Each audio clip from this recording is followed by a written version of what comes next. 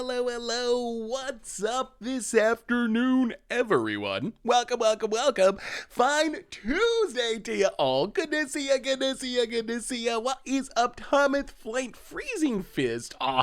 Yeah, I don't know. I mean, I've still been having some fun playing Alchemy, and it's hard for me to imagine playing Unnerved Epiphany in Standard at the moment, but we're gonna do other stuff too. I promise. It's not just gonna all be Alchemy, but yeah, I mean, I don't know. Hopefully you hang out. If you don't, I completely understand. Hey, what's up, Forza Wall? Darvish, Freezing Fist, Ring Chase. How's everyone doing today? And as you probably heard in that little intro, gonna do a bit more alchemying. I really want to make this deck work. I want to make Blood Artist work in Standard/Alchemy, and I think that this deck could be pretty interesting. It's like Blood Token, Blood Artist, Aristocrat, Sacrifice. Is it good? I don't know. We're gonna find out. But that is our plan for today. We're starting with some Blood Token shenanigans. Maybe we jump around to some other decks as well. So how is everyone doing today? Hopefully everyone had a spectacular weekend, whatever you may be doing. I stopped playing Arena now because of this economy. We have Seth who spent his money and will play for us, so we don't have to waste it. Yeah, the cost is definitely high. That's one of the big topics we talk about on the podcast today, actually, that goes up after the stream. We gave some first impressions of actually getting to play Alchemy, and a little bit about the economy, and wow, it is crazy to think about how much it costs. Ring Chase for the 4th month. Welcome back to the Fishbowl. Thank you so much for your subscription. Big soup cheer for you. Thank you. Yeah, I think I wrote back to you this morning, unless I missed it, but I'm pretty sure I saw it. There's a really cool combo idea, so I can't believe Vince made a good point. I mean, Vince makes a lot of good points. Vince does make some really good points. His beard could use some work, but his points usually solid, I think. So is this the Blood Artist deck? This is with our fake Blood Artist coming from Sanguine Brushstroke. But anyway, let's do our reminders. Let's talk about this deck. Let's jump into some games, and then we talk about whatever our weekends, Alchemy, the arena economy, how bad the Bills are at football, or how bad the refs are at reffing football. Any of that stuff. We talk about anything. So anyway, reminders, replay. Oh, that weird square. I don't know how that happened. I think they're tracking me. I don't know why all of a sudden that one match had like the weird facial tracking thing on Budget Magic, but replay YouTube, that's where you'd find all the old streams, including this one in the future. Normal YouTube just had a pretty sweet modern Budget Magic. Go up playing some Doran and some new butt payoffs. Zalzalong, welcome to the Fishbowl for the 3rd year, almost getting close, 34 months. Welcome to the Fishbowl. Thank you for your subscription. Big soup cheer for you. So check that out on the YouTube channel. A reminder that our sponsor today is Card Kingdom. If you need some magical cards, you can get them over at cardkingdom.com. Even get a free MTG Goldfish sticker. Just let them know you want one in your order notes, and they'll hook you up. Otherwise, merch page, you can get some sweet holiday gifts. Get a playmat or a t-shirt. Good way to support the stream of the channel. The site donations always appreciated, never required. $2 or more gets your message read on stream. Alchemy is going to bring me back to playing standard quote-unquote decks. I mean, honestly, that's where I'm at right now. I've actually been having just a lot of fun playing this format. I know it's not a real paper format, and the economy is ridiculously miserable. Like, it's over the top. If Wizards could do one thing with Arena that would make it better, it would be fix the economy. I don't have a lot of faith that they are going to fix the economy, but that's the biggest issue, is just the cost. I really wish they somehow would fix the economy so more people could try out this format, because it's actually really fun. If you're sick of Standard, then this is just a cool new option. You get these weird new cards that, sure, they don't show up in paper, sure, it's its own like siloed off unique thing, but it's actually just kind of fun to play. So I wish more people could experience it. I wish Wizards was more generous, was wiser with the economy, but definitely check out the podcast if you've been talking about that or thinking about the arena economy. Check out the podcast today, because that is one of the things that we kind of get into in depth when we're discussing Alchemy. So historic, how do you feel about Alchemy affecting historic? That's a negative. That's on my negative list. Although, I don't know, I haven't played any historic or much historic since Alchemy released. So far, it seems like it hasn't had a super huge impact, but maybe it's more of an impact than I realize. Rorik's Venture! Welcome to the Fishbowl for this 17th month. Thank you for your subscription. Big soup cheer for you. Not trying to be a downer, but I feel like Alchemy is going to make MTG too expensive for a lot of people. I definitely agree. Like, that is the problem. That is one of the huge issues with this Alchemy set. But anyway, Oh, welcome, Ronnie. Good to have you. Good to have you at the stream. Welcome, welcome, welcome. So what are we starting off with today? We are playing Blood Token Aristocrat. So most of these cards you probably know from Standard. We got a bunch of vampires that make blood tokens. We got some sacrifice stuff. So blood token generation, blood token generation, blood token generation, blood token generation, blood token sacrifice. So that's a blood token aristocrat aspect. Then we have just straight up sack outlets, Falconwrath Pitfighter, Immersive Predator, and the card that holds it all together is one of the new Alchemy cards, Sanguine Brushstroke. This card is crazy in the right deck. 3-mana enchantment that is a blood artist for blood token. So if we sack a blood token to Falconwrath Forebearer, or we sack a blood token to Anj, or whatever, we're getting a drain ability, just like blood artist. Opponent loses life, we gain a life. We also get a straight up blood artist on the battlefield. So now we have this double aristocrat thing going on, where we're able to sack blood tokens to drain our opponent, and we can use stuff like Immersive Predator or Falconwrath Pitfighter to sacrifice our creatures to drain our opponent, and that's essentially the goal of the deck. See how many of these blood artist effects we can get on the battlefield, see how many random blood tokens we can make, and then sacrifice them to our Sage Rhino and Anj to drain our opponent, sacrifice them to other packs to hopefully just burn our opponent out of the game. So that is the plan of Blood Artist Aristocrats, and we're gonna give it a try. The deck is not 100%, I'm still kind of tuning it, so if you have ideas, we can improve it as we go along, but that's what we're starting with today. Also, Wizards got me. They got me. There's a little bit of a splurge. These pixel lands actually look really good. I could not resist to the point where I bought them, and then I also removed normal lands, which I think are strictly better because of Redain, and we don't have any Snowland synergies, but I had to add them to the deck just to see how good they look, and they do look pretty sweet. I don't think we need to go Calvin with this deck. Like, I don't know, maybe we aren't playing enough digital only cards. Maybe that's the issue. But we'll see. Let's give it a try. We can always update it as we go along. So, problem fix, let me sell my wildcards to people so I can draft nonstop and farm wildcards and make money from it. I mean, some sort of limited trading would be awesome. Like trading wildcards with each other, being able to trade up and down wildcards, like trade so many commons to get a rare or an uncommon or uncommons into mythics. That would help. There's so many things that Wizards could do. I don't know if they're going to do any of them, but they really need to, because that's what's gonna kill Arena. Arena is really fun. I even think this new format is really fun. The problem is it's just so expensive. Curse-Bound Witch is probably better than the 1-2 even without finding Cat Oven. Really, you think Curse-Bound Witch is that good? Am I just underrating Curse-Bound Witch? It doesn't make a blood token though. Like, we'll see. We can always make changes. If it doesn't work, we'll make some changes. But I feel like we want as many blood token generators as possible. Like, the idea is to be the aristocrat deck. So we need the fuel for the aristocrating. Yeah, the pixel lands are some of the sweetest card styles I think they've added to Arena recently. Like, they look really good. Ooh, all right, more Epicures. Well, hit you for one. Blood Artist number 2 incoming. Actually, I think we just play Blood Tide Harvester. We need our Blood Artist. They'll add trading to MTGA when they move it to blockchain and turn all our cards into NFTs. Don't joke about that. That sounds like something Wizards would actually do. Like, if Wizards could do NFTs, they definitely would. Do you ever get opportunities to chat with WotC staff? Yeah. I mean, I do on occasion. Oh, more Epicures. So many blood tokens. We need a payoff. We need a way to sack these blood tokens for value, get it in hitch. I guess we can start looting through a deck if we have to. Yeah, I mean, I talk to WotC people on occasion. Sometimes because they're yelling at me for something I wrote that they didn't like, or something I sent in a video that they didn't like. But occasionally just a nice friend. Ooh, there it is. Oh no. Oh, this isn't a okay. Agadim, untapped. We need the black mana. Give us that Blood Artist. Double Blood Artist. Things are looking good. Okay, Blood Artist on the battlefield. Hit ya. 4 blood tokens. So that's 8, 9, 10, 11. Oh, we're close. We're close. Hey, what's up, Lucid? How are you? Good to see ya. I hope you're having a wonderful holiday season. I definitely am. Am I sponsored by Wizards of the Coast? No. Sedgemoor Witch Part 2. Huh. All right, let's just draw. Ooh, Forebear could be sweet.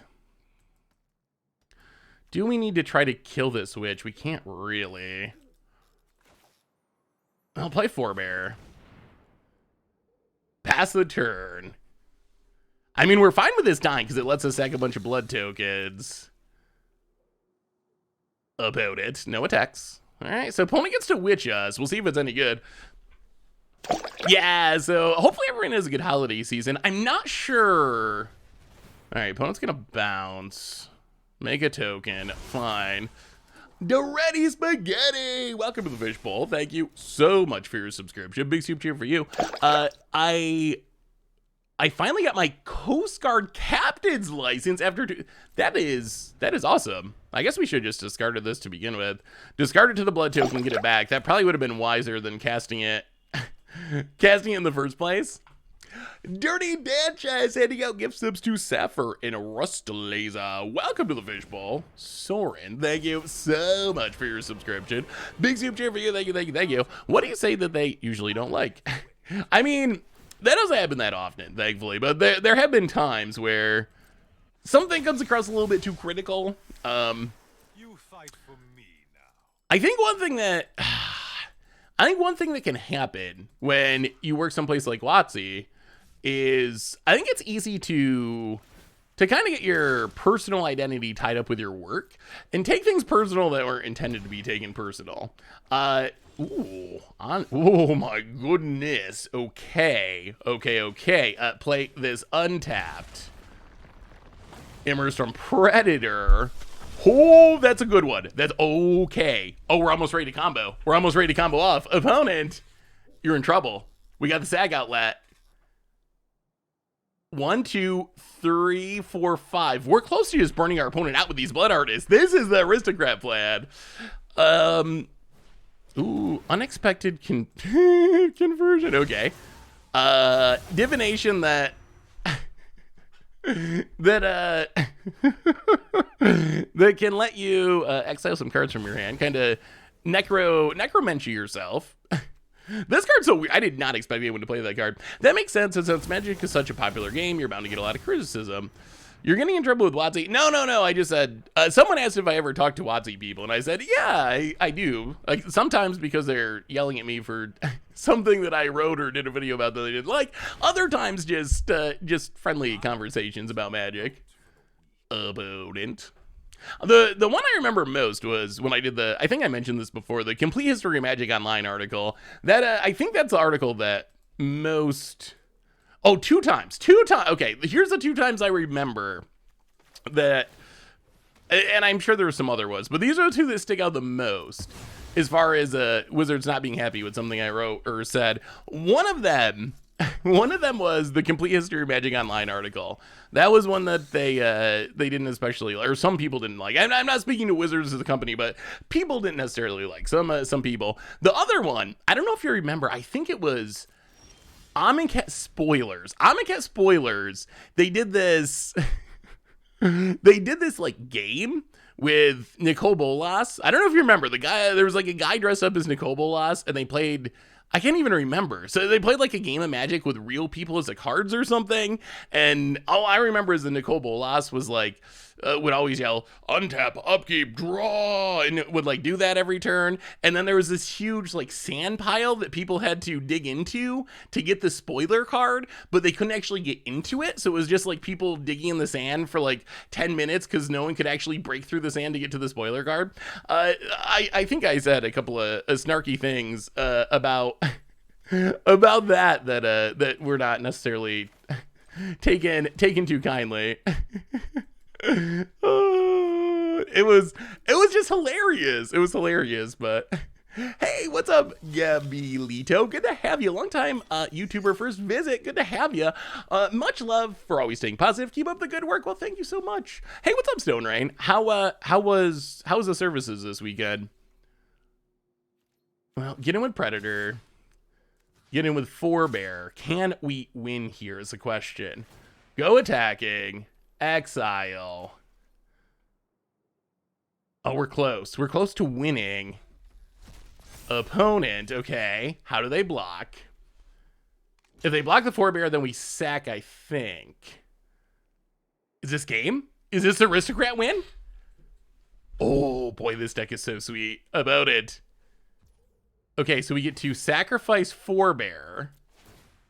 drain you. Get forebear in the graveyard.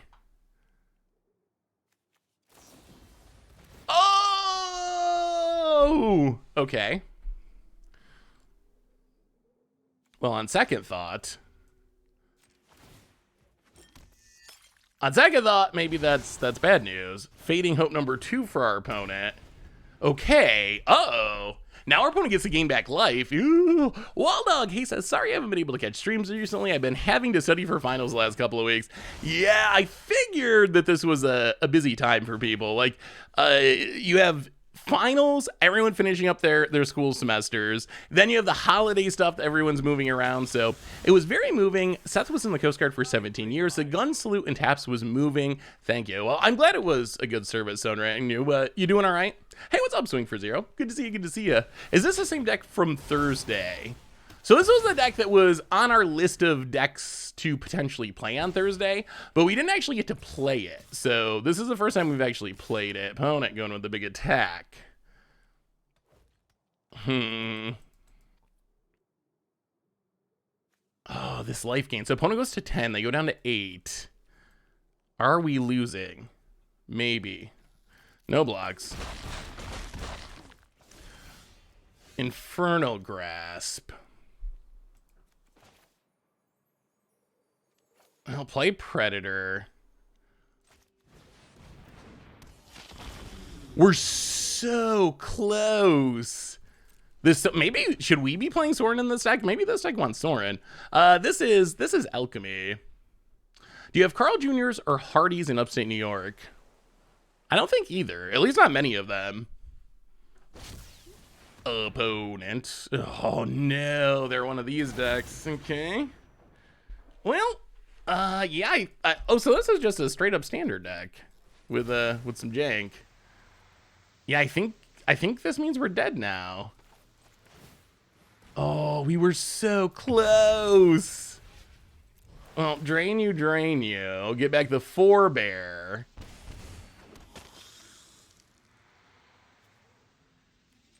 Yeah, Lear is brutal. All right, opponent bounces the Predator, gets to scry. They have another one, so they get to bounce again? Yeah, they... Our opponent was like a point of life away from dying this entire game. We were so close. But now it's so far. Opponent's going to kill our stuff, get drained. Sorin has been way more powerful than it looks. Like, the lifelinking man player tokens are kind of insane for stabilizing. Opponent takes up Sorin. Draws Fading Hope number 30. Goes attacking. So this is just Lear control. Yeah, I don't think we can stop it. No blocks. This life gain. If it was opponents gain what? So much life. And we've drawn so many 4-drops. Oh, that life gain did us in. Hey Seth, just built your Blink deck. Loving it so far. Do you see Eli's version with Huntmaster and other stuff? No, but our version has Huntmaster as well, doesn't it? I believe. Well, go blanks in. Gotta exile the graveyard, apparently. Break expectations in. Go down. What? That's the tough part. Who? This matchup. I mean, probably go down like a couple Epicures. A Blood Tithe Harvester, a Meat Hook Massacre, an Infernal Grasp, maybe a Forebear, and I guess Predator's pretty weak if our opponent's just playing a million bounce spells. Some of my food ideals I steal from fast food because I can make it better or at the worst cheaper. That makes sense. Yeah, what did Eli's build look like? Recently, I just had one that was a chicken fillet, hand-dipped in buttermilk, lightly breaded and fried to a golden brown, applewood smoked bacon, Swiss cheese, and hot honey sauce. Ooh, that actually sounds pretty good. I wish Lear's flashback thing was symmetrical. Ooh, so if everyone could flashback their spells, that might be too bad. It would make it much worse. I don't know. I've never had Hardee's or Carl Jr. What do we have for fast food? I feel like there's not really any fast food restaurant that I can think of that's associated with upstate New York. Yeah, if it was symmetrical, it'd be a lot worse. I mean, I don't think Lear's too good. You just got to be able to kill it. It just got us really good there. That was mostly Sorin that got us, honestly. That was the biggest problem. All right, we get to play first, and well, all right, we got a curve. We don't have anything that really directly interacts with our opponent's graveyard or hand, but I mean, that's fine. Bant Blink Alchemy. Oh, kind of a. Okay, that's way different. We were playing kind of like a creature deck. This is more of a, I guess, a ramp deck. Teleportation Circle Key to the Archive is sweet though. Yeah, this is, yeah. I mean, it looks cool. Definitely way different than our build. We had like 35 creatures or something. This is a lot more Planeswalker and Spelly, but it does look sweet. I mean, Key to the Archive is just busted. Key to the Archive, I wonder if, like, should we be playing Key to the Archive in this deck? Like, is Key to the Archive just so good that you should be playing it in literally every deck? White Castle is something I haven't seen since moving from the East Coast. Yeah, White Castle, I don't have White Castles locally. Like, maybe it's the upstate New York thing. I'm sure, like, New York City or something, you got a lot more options. But in the middle of nowhere, we got, like, McDonald's and Wendy's, like, the huge worldwide chains. Kringler Miser, 2-year resub. Welcome to the Fishbowl. Thank you so much for your subscription. Big super cheer for you. Thank you, thank you, thank you. As far as gameplay, yes. As far as gameplay, I do prefer Alchemy to standard. Well, Falconwrath Pit Fighter.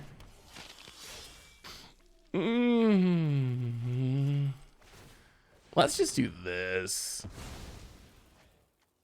Let's see if we can draw some cards. I feel like that's fine. I feel like our opponent could have Jwari Disruption. So we probably don't want to get Bloodcaster countered by that. Bloodcaster is really good with Aristocrat Plan. That's like what ties everything together. I never have really understood the history of chicken wings with Buffalo, honestly. I know that Buffalo is associated with them, but I'm honestly not sure why. I'm gonna hit you. So I assume the answer's got to be yes, but oh, Bloodcaster.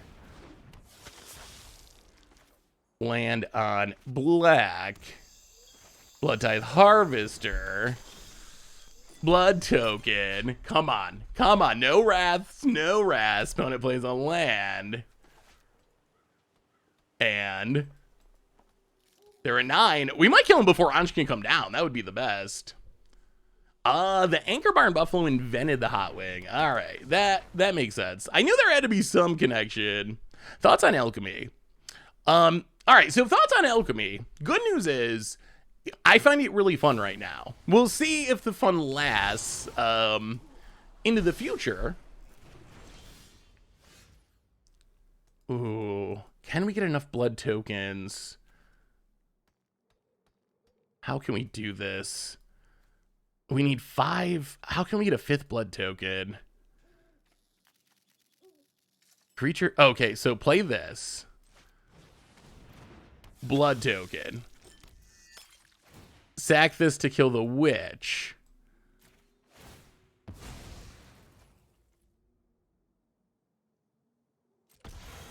Pay the life. Blood token. Transform.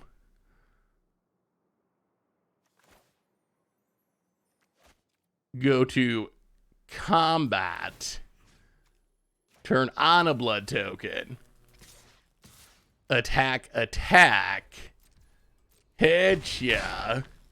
To 4. Pit Fighter.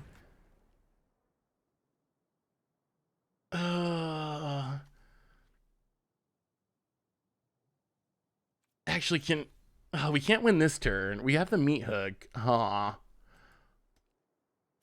Yeah, we should probably. Yeah, Falconwrath Pit Fighter. Sack Harvester. Discard Shatter Skull Smashing. Draw some cards. Play the land. Pass the turn. Opponent adapts. Abs and Wolf. Welcome to the Fishbowl. Hey, what's up, Powix? How are you? Thank you for your subscription. Big scoop cheer for you. Thank you. How are you today? Oh my goodness. I don't know if any of you watched football, that Bills game yesterday. I don't even know what to say. So, Alchemy. I found Alchemy to be really fun. It's hard for me to imagine... Oh, so opponent has me Hook Massacre. It's hard for me to imagine playing...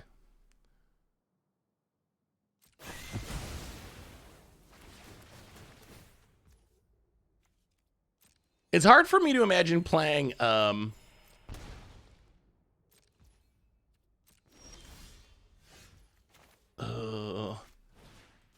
It's hard for me to imagine playing actual standard when I have the option to play Alchemy at the moment.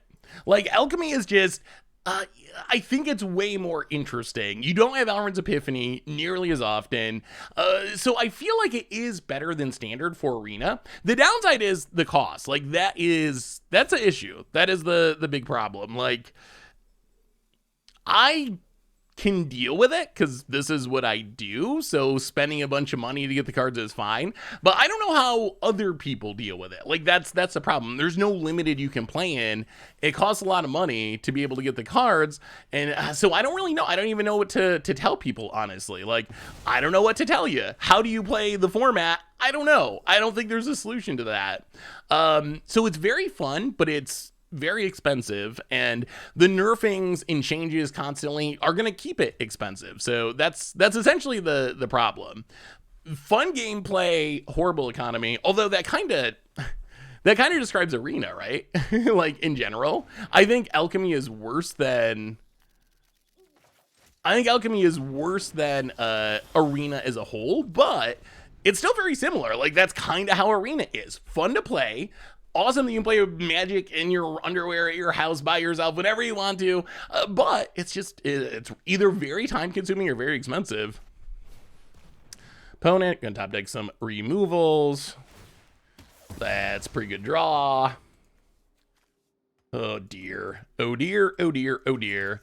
This is another one we're so close, but yet so far away from actually being able to close out the game, which is kind of brutal.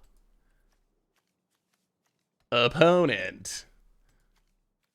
The new Thoughtseize is kind of funny. I think it's actually pretty good. Well, I guess we got a sack.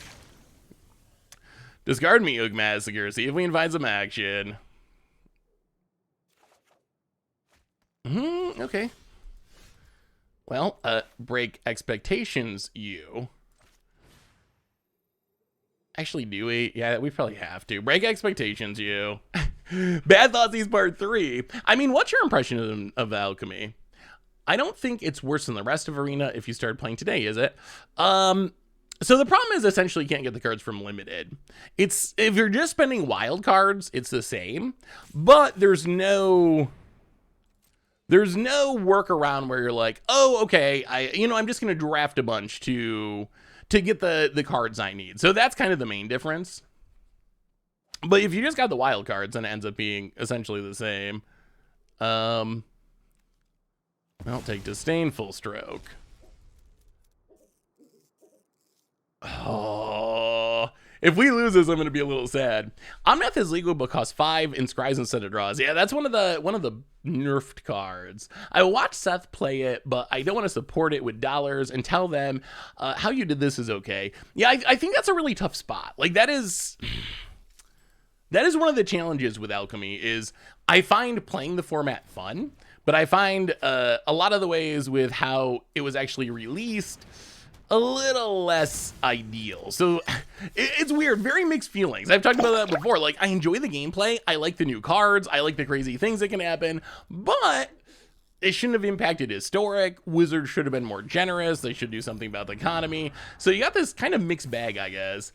Onabujagent, welcome to the Fishbowl. Thank you so much for your subscription. Big super for you. Thank you. About it. Wow, they're actually a deck that can take advantage of this Relic Amulet to kill our Blood Artist. Maybe that Thoughtseize actually just is bad. Opponent. Blood Artist gets pinged, but me Hook Massacre outweighs it. Oh. This is looking good. Opponent's got 4 cards in hand. We got none. Opponent gets in, hits us. We draw a dead land. Well, we will sacrifice to discard the dead land. Come on. Real card. All right, more lands. Well, real card, please.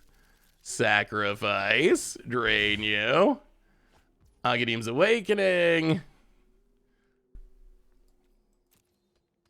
I mean, that could be good next turn, I guess, if it resolves. But you know our opponent's going to play something huge and just take over the game. I like the gameplay of Legacy as well, but I don't play it because of the cost. I mean, that's a reasonable comparison.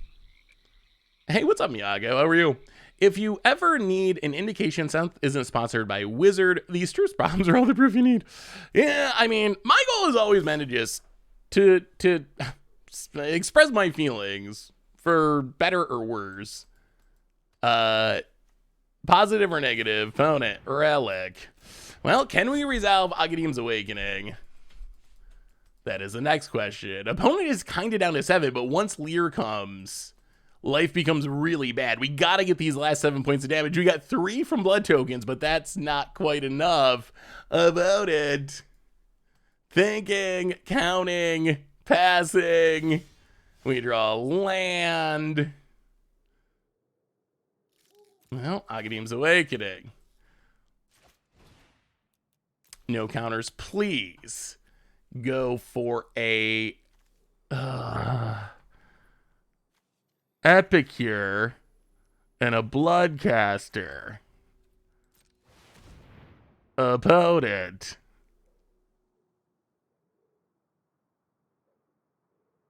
Thinking. What do you think about that new... Okay, considers... Wow, so is this card, is Break Expectations bad? I thought it was really good, but I feel like we're losing to it. I feel like we're losing to it at the moment, which is pretty brutal. I'll pass the turn. Now our opponent gets a mascot exhibition, and they, like, maybe that card is just bad. Hey, what's up, Bull? How are you? I never play or buy into Alchemy, but I still enjoy watching content creators play it if they enjoy it. I mean, I guess that's true of a lot of formats. So why not play Mountain and bring back 3 creatures? We don't have anything that's mana value 3. You only can get 1 of each mana value, so opponent mascot exhibition. I don't know if we can get out of this now, honestly. If we had a 3-drop, then we'd be able to get back 3 opponent. Huge board goes to combat. Wow, we're gonna end up just short both of these games. What an annoying matchup. Inverse from Predator. There are worlds where it would have been good, but not exactly this one. We will get Bloodcaster. We will get Epicure. Opponent this time does not have counter mana available. They do have this Relic Amulet, which can shoot stuff down again. Ping you. And they have the Miuk Man. Wow, I can't believe we're losing to the cards that we thought seized into our opponent's hand. Yeah, I mean, it seems like it should be great, but we are losing to the cards that we gave our opponent off of it. Kills a Bloodcaster, and yeah, I mean, I think that's just game. Miuk Massacre. I mean, it could also just be the matchup. Boy. Yeah, pass the turn, opponent adapts. Yeah, they got it from a spell book, but it's because we thought seize them with Break Expectations. I thought Break Expectations was going to be like really good, but this game is making me rethink my position on it. About it gets in for a few million. Sure. No blocks. Down to, and maybe it's just the matchup. It could be this is just a bad matchup. But it's us. And they have 3 life. They're going to sack the Gingerbread. They're going to drain. That was also a card that we gave them. And this is a card that we gave them. That they can sack to draw a card to gain 3 life. We draw another dead land in. Wow. Okay. That was disappointing. That was disappointing. Is Alchemy the future Standard 2.0? Sorry, Standard is bad. Here's the new format. So yes. I mean, I don't know. So are you still playing Standard on Arena? I guess that's the other question. We've had a conversation about whether or not you're playing Alchemy. Like, are you playing Standard? Is anyone playing Standard? It's definitely an odd situation for the client itself. You have this Alchemy format that is new and being pushed, and then you have Standard that is, what, 50% Epiphany decks that everyone was complaining about Epiphany in Standard before that. So what do you do if you don't want to play Alchemy, but then you have Epiphany in Standard, so you might not want to play Standard, and then Alchemy, like, incidentally messed up Historic, so what does that leave you? Like, everyone's Brawl players now? I'm curious, like, whenever there's a big change, everyone freaks out. Like, that's kind of a Magic player thing. There's a big change, everyone freaks out. You have people saying they're going to quit the game, they're going to delete their account, they're going to sell their collection. That's just kind of, that's how the Magic community is. We've been like that for a long time. So that's just normal. I wonder how many people actually are doing that, though. Like, how many people literally did, well, this card's apparently legal in Alchemy. Tin Streak it at 1 mana 1/1 when it becomes blocked to make a 1/1. Huh, okay. It is weird that they dumped all these old digital exclusive cards into the format too, but against it hits us. This level of freakout is above and beyond most complaining. No, I think that's true, but I wonder how much of it's true is the question. Like, if you read through the Magic Arena Reddit, you'll see a lot of comments from people being like, I'm deleting my account because of this, and things along those lines. Like, straight up, I'm done with this game, I'm never playing it again, I'm deleting my account, it's over with. Do you think that, I feel like I'm playing Sparky. Our opponent's playing a Sparky deck. Do you think that that's true? Do you think a meaningful number of people are really actually deleting their account because of this? I guess we go with tagging. Kava Tunneler. This is a Sparky deck. I don't know how you get Sparky's deck list, but I feel like our opponent's playing Sparky's deck. About it. So that's what I'm wondering. Is it one of those things where everyone freaks out, but then people still just keep playing Magic? Or that's also it. These are all digital exclusive cards. What is going on? None of these are from Alchemy either. These are, huh. Well, okay. Good news is we drew a Black Source. We're gonna play Immerstrom Predator. I mean, I think we win this game by casting Meathook Massacre and sending Sparky back to back to the Stone Ages. What does delete even mean? I assume it means like uninstall. Uninstall is probably the correct word. Like uninstall the client. Oh wait, we're in a queue? This is not, oh, this isn't even actual Standard. It's, huh, that's not ideal. No wonder we're playing against weird decks. Oh, block.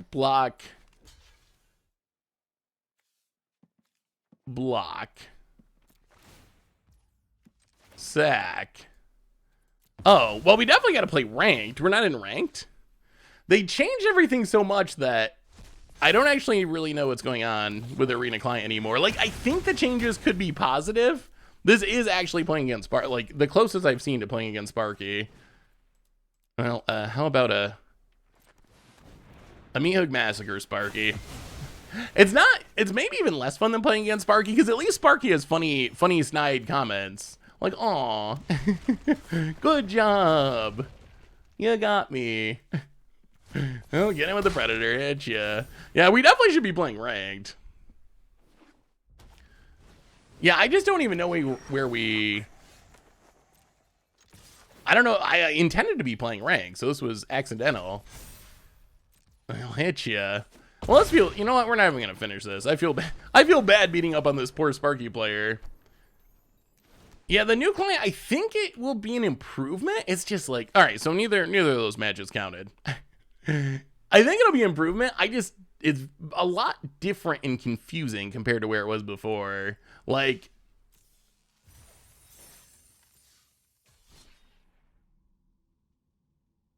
so how do we get to real?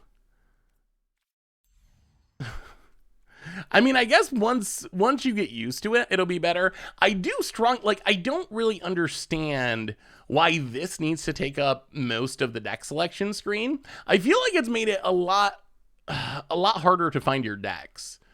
Like, this takes up half the screen, this takes up half the screen. So you got this one little tiny row, and you got to scroll around through all of your deck lists, which tend to rearrange themselves seemingly randomly.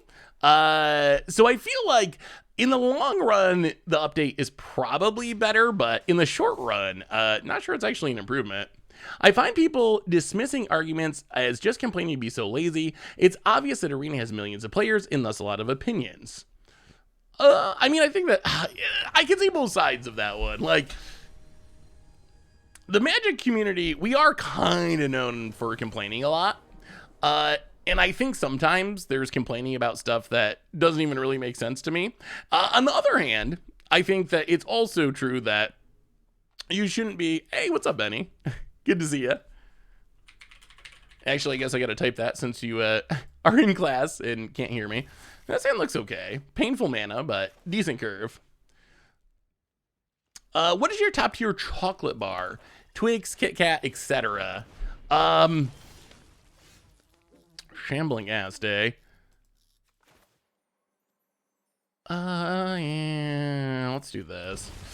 Bolt ourselves, play that big year. So, Kit Kats are really good. I think Kit Kats would be top tier. Snickers are also very good. I like Snickers a lot too. Twix, I do not like. Caramel, anything with caramel is gonna be rated lowly by me. I'm not a caramel fan, really. Well, land on black. Blood Tithe Harvester, pass the turn. Blood token number 2. Unfortunately, what is your top tier chocolate bar? How are you liking Alchemy? The gameplay I have found very fun. Economy, I have found miserable. So I guess about what I expected. Snickers have caramel? Do they really? Aren't Twix like super caramely though? Maybe a tiny bit of caramel is okay. Opponent gets in with the fake zombie. Hits us to 15. Could use a Meat Hook Massacre. Meat Hook Massacre would be sweet. Wow, combo. Sacks it for value, end of combat. Broken, and gets a treasure. So good. Opponent untaps. And the only problem with this deck, I think, is there's only that one Blood Artist card. That's not a lot. Shambling Ghast. Makes a fake zombie. Meat Hook Massacre seems insane here. So. Yeah, a little bit painful, but that's okay. Meat Hook Massacre X.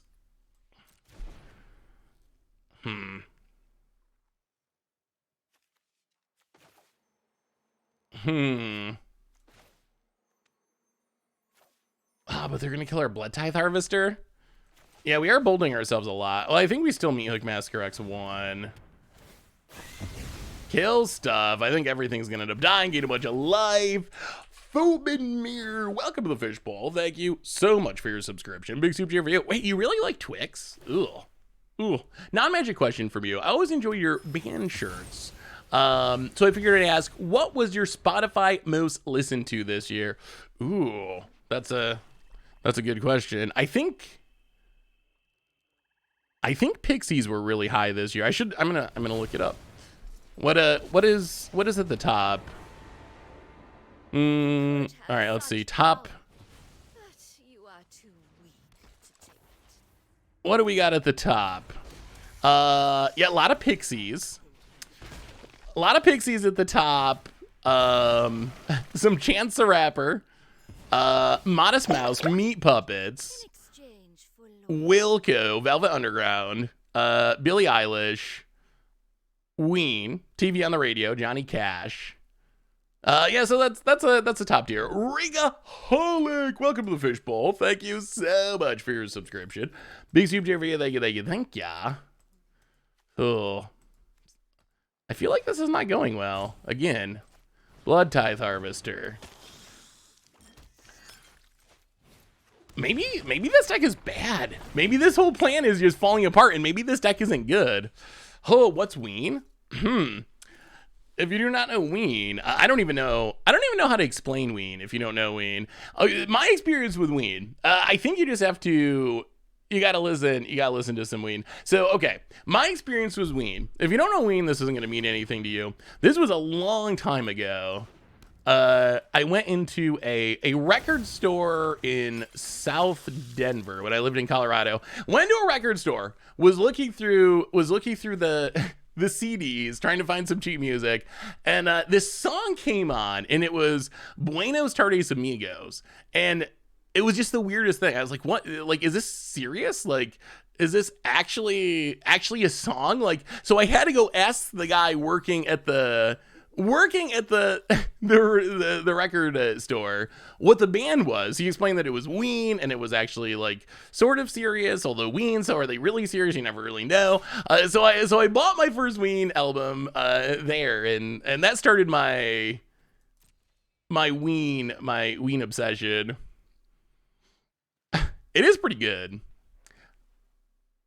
Yeah, I lived in Denver for a bit. Right after I finished high school, I moved out to Colorado for a little bit before I went to college, like 2 or 3 years, and then came back and did college stuff eventually. Colorado was awesome. Colorado's like my favorite state. I don't know if I'll ever move away from here, just because I have so many family connections here. Maybe eventually, but if I ever did move away from here, I would probably move to Colorado. Colorado would be my number one choice. How can we beat a loaf?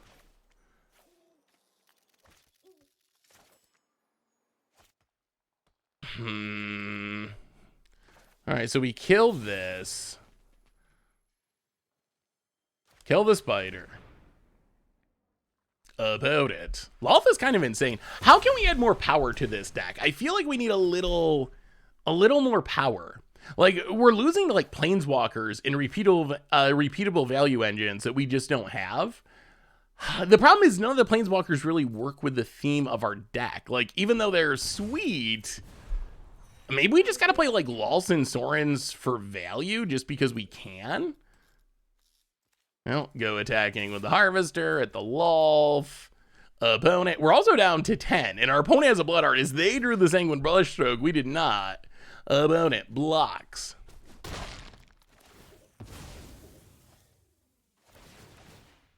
What do I think of Ween's thoughts on Ween's country album? I think that's one of their funniest albums, actually.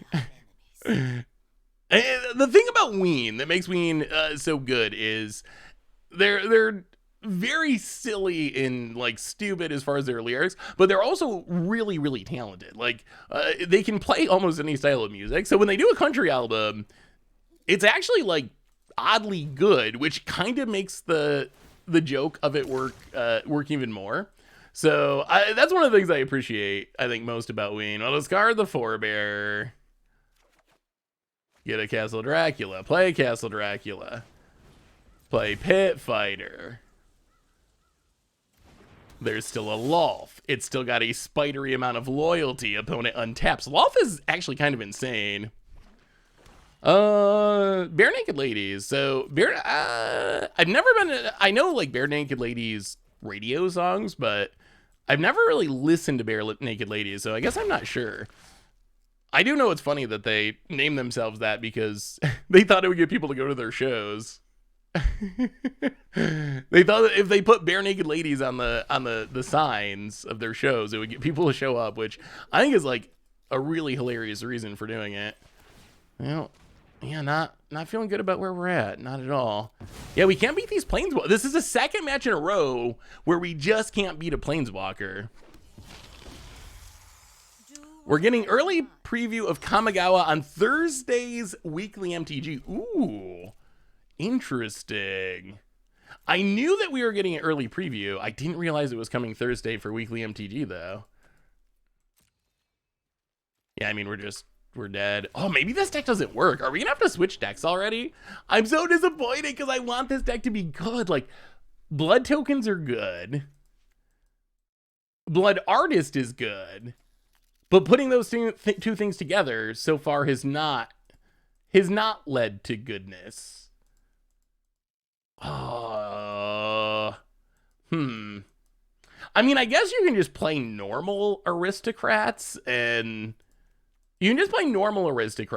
drop all the blood token stuff and just play this as like a 3-mana blood artist, which is essentially what our opponent's doing, but that's so much less spicy. How can we make this deck work?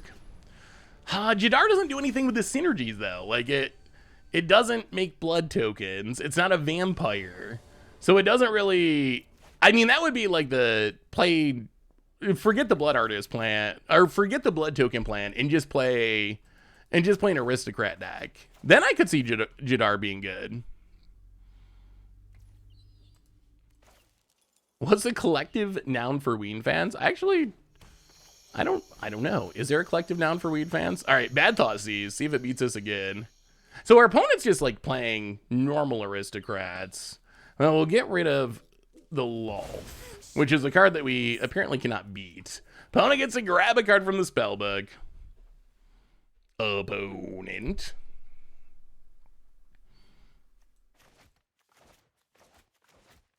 Thinking. One of the things about all these draft cards is weenies. Do you think the Dorn deck might transfer to standard? I mean, we played a butt deck in standard, and it was okay. About it. Leather armor. So yeah, I think it could transfer to standard to some extent. I think, you lose Doran, of course, but you can definitely play the toughness matters thing in standard pretty well. Have a question about MTG Goldfish. Am I able to ask here, or is this not the right forum? Yeah, ask away. This is the perfect place to ask. Well, land untapped, keep killing ourselves while going with Forebear. Go to combat. I mean, I guess they can sack this armor to Deadly Dispute. That might be what they're setting up. A couple of suggestions: Bloodline Purveyor, Voldaire, and Bloodcaster. So we got Bloodcaster.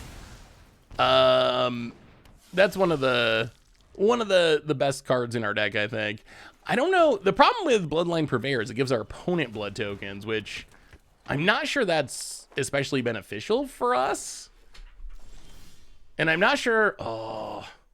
And I'm not sure we have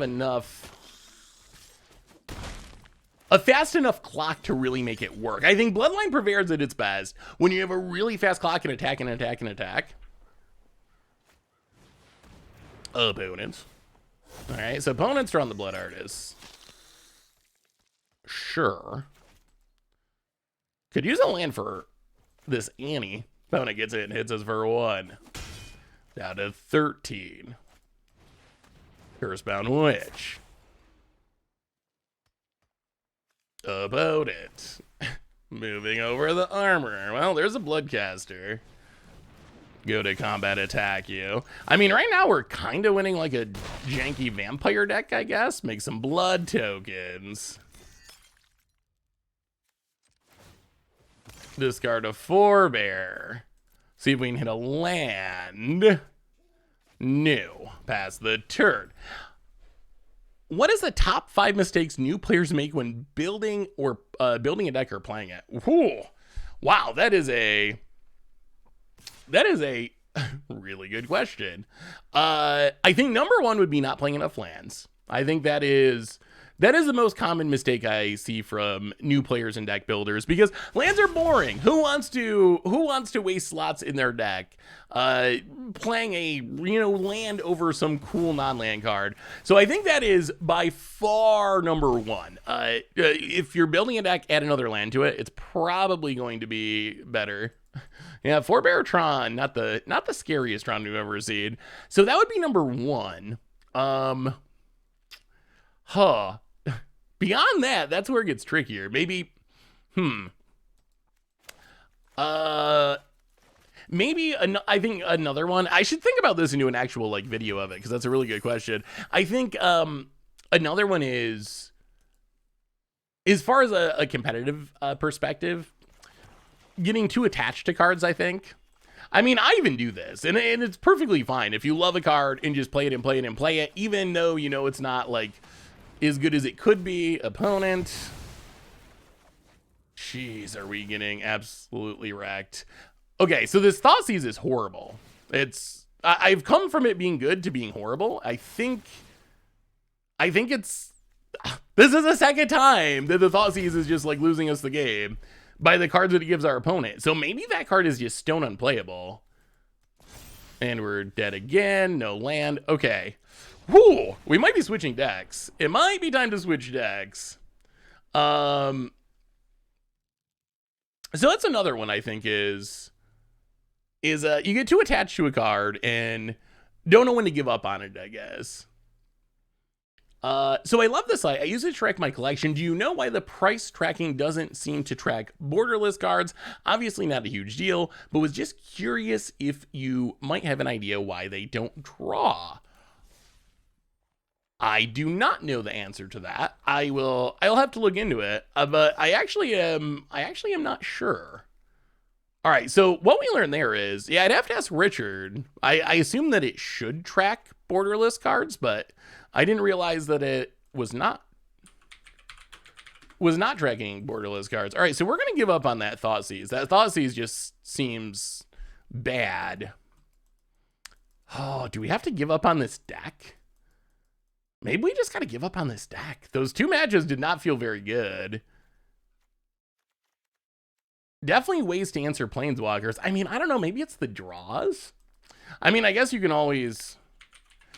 always just add like, ooh. Always just add the strong cards just to say that they're in your deck.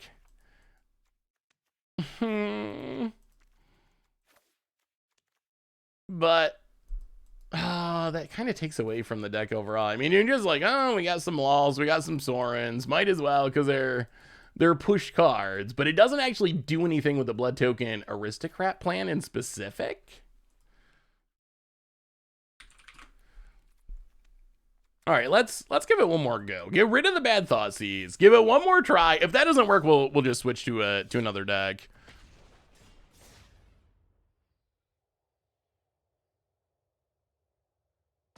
I refuse to take Alchemist Gambit out of my deck, even if it's bad. It's fun, and that's perfectly fine. I do that too. But if you're trying to brew decks from a more competitive perspective, and your goal is to like, if your goal is to have fun with a card you love, like when I play Panharmonicon all the time, and like make the best Panharmonicon deck you can, then you obviously want to keep Panharmonicon in your deck. If you're approaching brewing from a perspective of I'm trying to win an FNM or something, or win a GP, or get to Mythic on Magic Arena.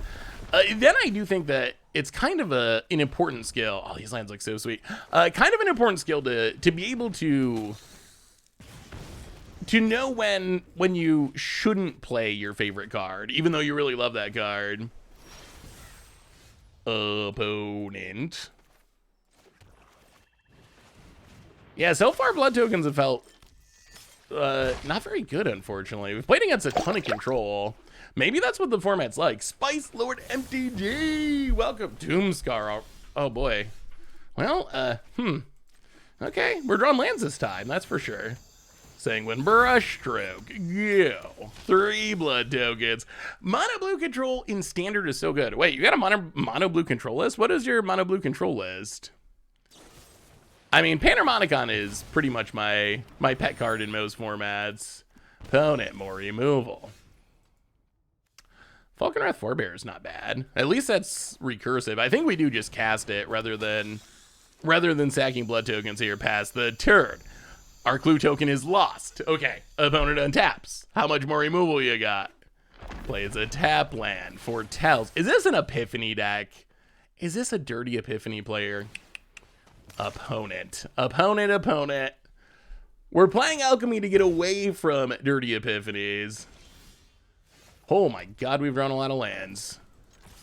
Kind of a over-the-top number of lands. Mega Blood Token. Mega Blood Token, since we only got lands. About it. Up to 4 blood tokens. Can we race the Epiphany? Can we race the Epiphany? Other than Panharmonicon. Alright, opponent's got more Doomscars. Passes. Well, Brushstroke. Wait, can we win? Not quite. Close, though. We're close to being able to win. All right, pass the turn. So outside of Panharmonicon, what's my pet commander card? An opponent. Okay, well, that is a win with Blood Art is involved. Wasn't the most exciting win. Oh, If only we had that Thoughtseize. This is the matchup. I know it totally wrecked us the last 2 games, but this is the matchup where the Thoughtseize might actually might be good. Actually, Meathook Massacre is probably even worse. Leave the Anj. Let's go one Meathook. All right, read it like that.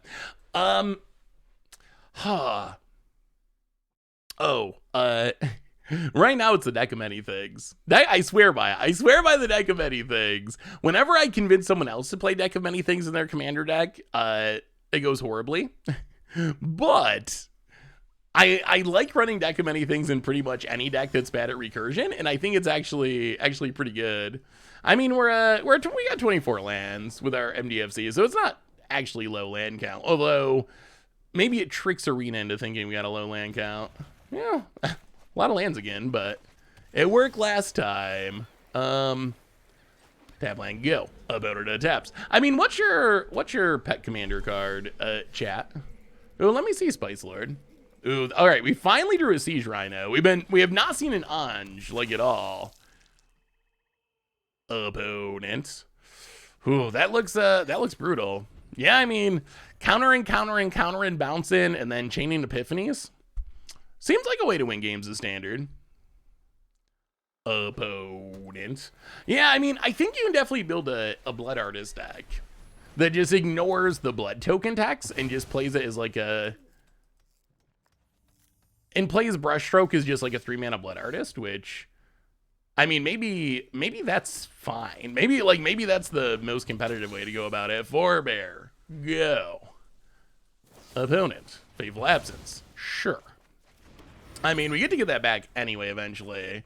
Opponent. Tap land. Even more lands. Now, Blood Tithe Harvester.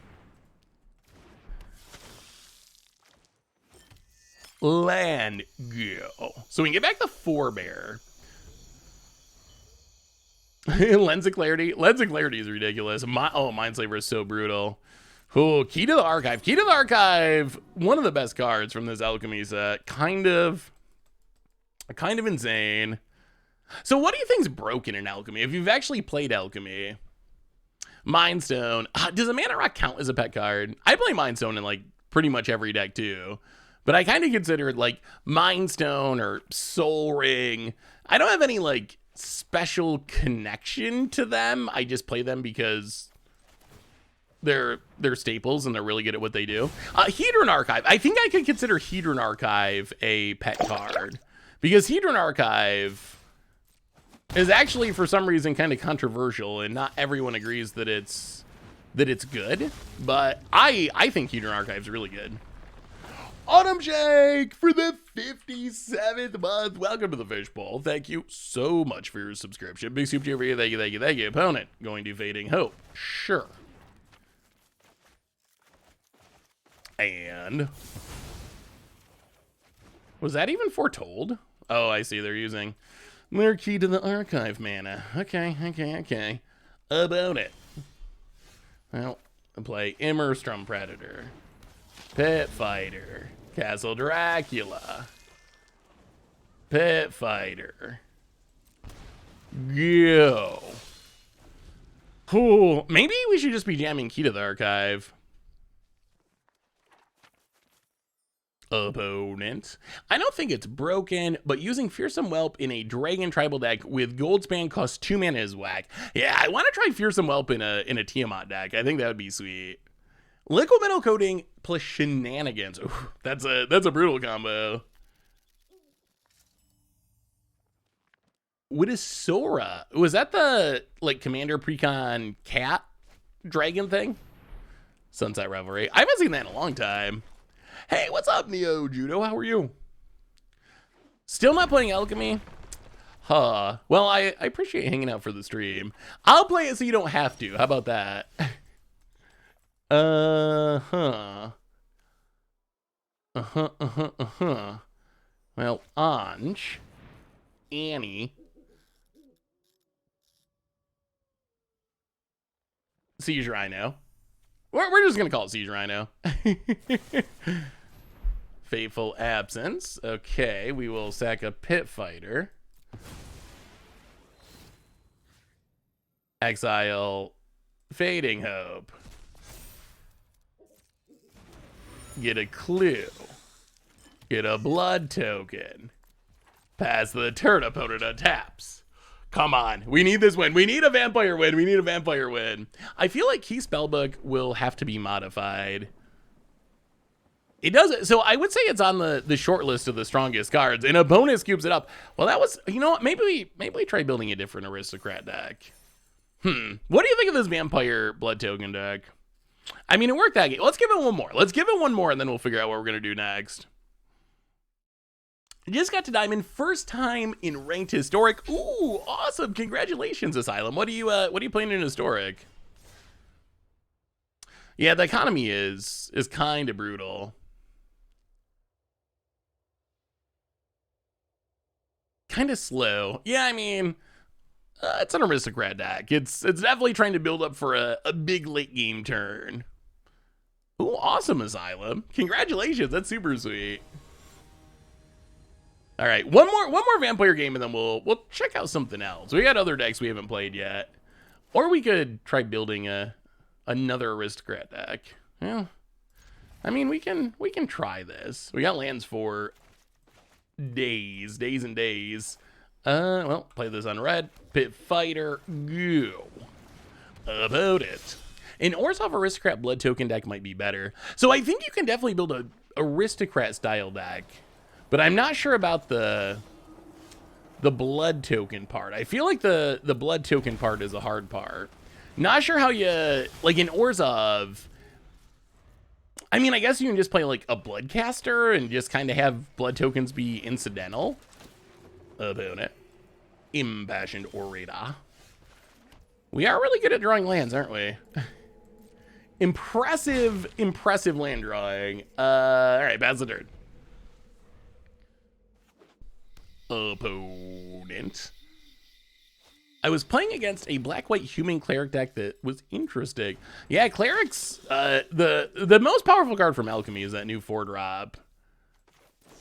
And I think that's a big boost of power for clerics. That card is just kind of busted. I mean, that card's getting nerfed. There's no way it's not getting nerfed. Well, play the land. Go to combat. Whew, the lands keep coming off the top. They never end. About it. I've just discovered that Splashing Blue and Golgari food in Historic for Oglor, and it a bit more self-mill. Ooh. That does sound pretty spicy. All right, new cleric card. Yeah, I haven't played a Oglor deck yet. Voice of the Blessed. Well, I guess that's that. Gonna need to draw a actual removal. Okay, 1, 2, 3, 4, 5, 6, 7, 8. 8 of 11 lands. That is a little bit over the top. Well, Shatter Skull Smashing. At least this land can be cast to do something, but still, golly gee, that is a ridiculous number of lands. Like, what do you do about drawing just all lands? I know my advice to new players was play more lands, but I'm starting to, all right. The card that will soon be nerfed. Opponent. Soul Mender. Yeah, I mean, we're super duper dead. It's us. Yeah. Whew. All right, we're gonna switch decks in a minute. Yeah, that card's way better than Collected Company.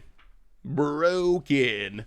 I mean, I think that's the other concern. We've been talking about the cost of playing Alchemy, and the cost is high, period. But the cost is like triply high when you consider that you never know when a card's just gonna get nerfed out from under you. Like, you never know when. You never know when you spend all your wild cards on Inspiring Captain, because it's the most powerful card in the set. And then next month when they do their update, all of a sudden, oh, sorry, like, now it's not good anymore. So I feel like, I don't know why Wizards doesn't see that. It kind of blows my mind. Like, Or maybe they just straight up don't care. Maybe that's the problem. Maybe it's not that they don't see it. Maybe it's Wizards are just like, you know, what, like, screw them. Screw them. Like, we're going to make our money however we can. But it kind of, yeah. I don't know why Wizards doesn't see the economy be a problem. So maybe this whole thing was just really rushed. Like, that's the only other thing that I could figure is maybe one day Wizards woke up like a couple weeks ago and they're like, huh, we could use some more arena money. Standard hasn't been great lately. We got this leftover art from Innistrad.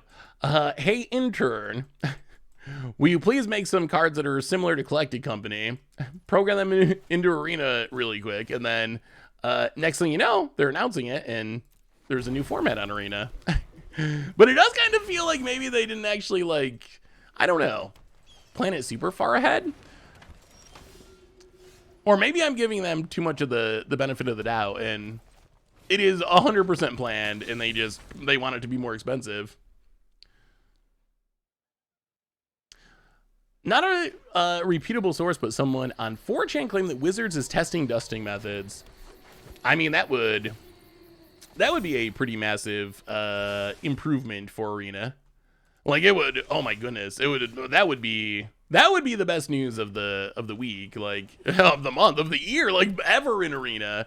Dusting would solve so many of Arena's problems. All right, so opponents going off with Trelisara. There are a lot of pieces to make a deck like this good. Hey, what's up, Devin? How are you? Good to see you. When is the first Alchemy tournament, community sponsored or otherwise? All right, well, I guess we're just killing that. Opponent puts a counter on a thing. I honestly do not know when the first Arena tournament is. Or first Alchemy tournament is. I don't know if there's any Alchemy tournaments that have been scheduled so far. I know there's like an Arena Open in January or something, but I'm sure there's a community run tournament at some point before that. Dusting is the ability to manage your own collection and trade cards for other cards. So basically, if you open cards you don't want, you can turn them into a currency that allows you to get cards that you do want. Like in Hearthstone, for example, if you got 4 rares that you don't want, you can trade those 4 rares for essentially the equivalent of a rare wild card. You can trade it for a single rare that you do want. Yeah, this is going to be a problem. Luminous Phantom. Opponent passes. We draw even more lands. I'll play Lolth. Make spiders. Pass the turn. Yeah, this deck feels like it just doesn't have enough power to actually compete in Alchemy. The reason that leak was believable is because of how low the exchange rate was. What was the exchange rate? I mean, a reasonable rate's probably like 4-to-1 or something. That's not like super generous, but I think that would be probably acceptable. About it.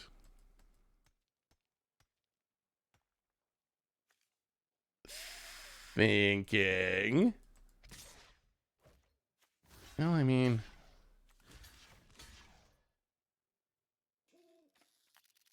kill the angel. I mean, if we can get a hard sweep here, that's actually pretty good. Hard sweep and still have Lolth on board. Okay, triggers for days. Oh, I guess that grows a Trelisara, doesn't it? To the bottom. Grows a Trelisara. These things are getting so big. Yeah, Meathook Massacre is not going to be able to kill those, like, ever. To the top, opponent passes. Well, we will draw a card. Ange for days. Play an Ange. Land on red. Well, okay. Pass the turn. Opponent untaps. How do you stop a Trelisara? Righteous Valkyrie. All right, things are getting worse. Opponent's going to gain a bunch of life. Get a bunch of triggers. Do a bunch of scrying. Opponent All right, we need to draw an actual removal spell that can kill something. These Meathook Massacre is not going to get it done. Too much. Opponent's creatures are too big. Opponent. So we need to be able to kill the Trellisara and then Wrath, and we got a shot, or vice versa. But it's got to be something like that. Opponent. Thinking. Tapping. Attacking. Interesting. Well, I mean, we can block and sack and get a loyalty counter and drain you. Bloodcaster.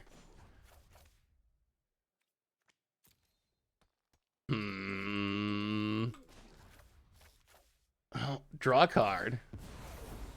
My words are Land. ambitious. Bloodcaster. Pass the turn. I mean, we're holding on. We're holding on. Just barely. Opponent taps. Teleportation. Oh. Wow, are people just running Key in essentially any deck with Teleportation Circle? Is Key that busted that you're just random cleric deck is playing it? Or are they playing this for other purposes?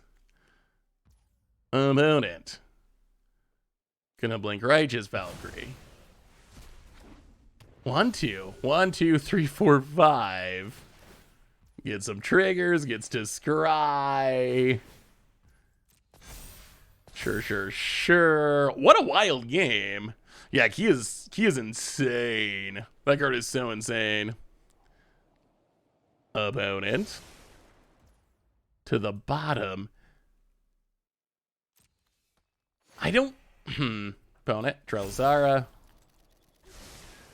I feel like we need to get a little bit more value before we Wrath. Because we get to... So we can Ange... Sack a blood token to drain our opponent. Pit Fighter. Sack Pit Fighter. Discard Annie. Draw a couple cards. Get a bunch more blood tokens. Get some counters on our Lolth. Aren't I generous? Ooh, okay, Brushstroke. Wow, this is interesting. Pit Fighter. 1, 2. 1, 2, 3, 4, 5. I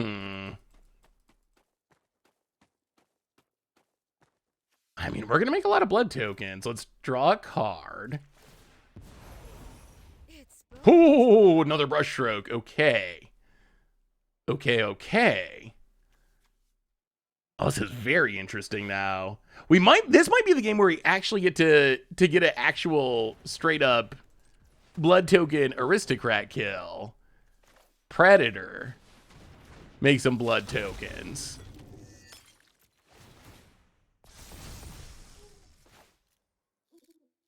Pit Fighter.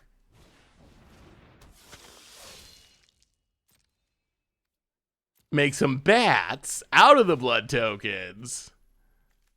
Okay, this is kind of what we were envisioning with this deck. All right, blood token. No attacks. This is what we were picturing the deck doing. It's finally coming together. It took a couple of games, but it's finally coming together. Teleportation Circle just lets you, oh boy, there's old Busty. Teleportation Circle just blinks something on your end step. Opponent. Gains life, cross the dorks, Inquisitor Captain. Sure. To the bottom. Finds another Righteous Valkyrie. Okay. Are we dead?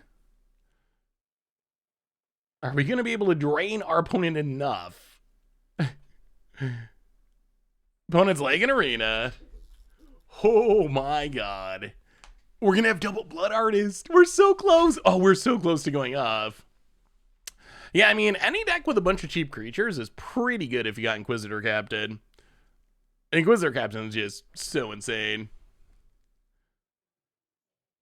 Yeah, which is interesting to me. It is nice not to have to use your sideboard slots, or you can play it with Eye Twitch. Do them all. Standard needs Skullcrack. Skullcrack, I don't even know if Skullcrack would be that good against this deck. Like, it's only one shot, and we have the enchantment. Like, if you wanted to stop this, you can play the enchantment that keeps your opponent from gaining life for 1 mana. That would actually be really good against the life gain synergies. Ooh, opponent timing out? What is going on? I actually like her setup. I don't really want our opponent to time out because we actually get to do sweet things this game, I think. 1, 2, 3. Opponent stuff's about to get huge, which isn't ideal.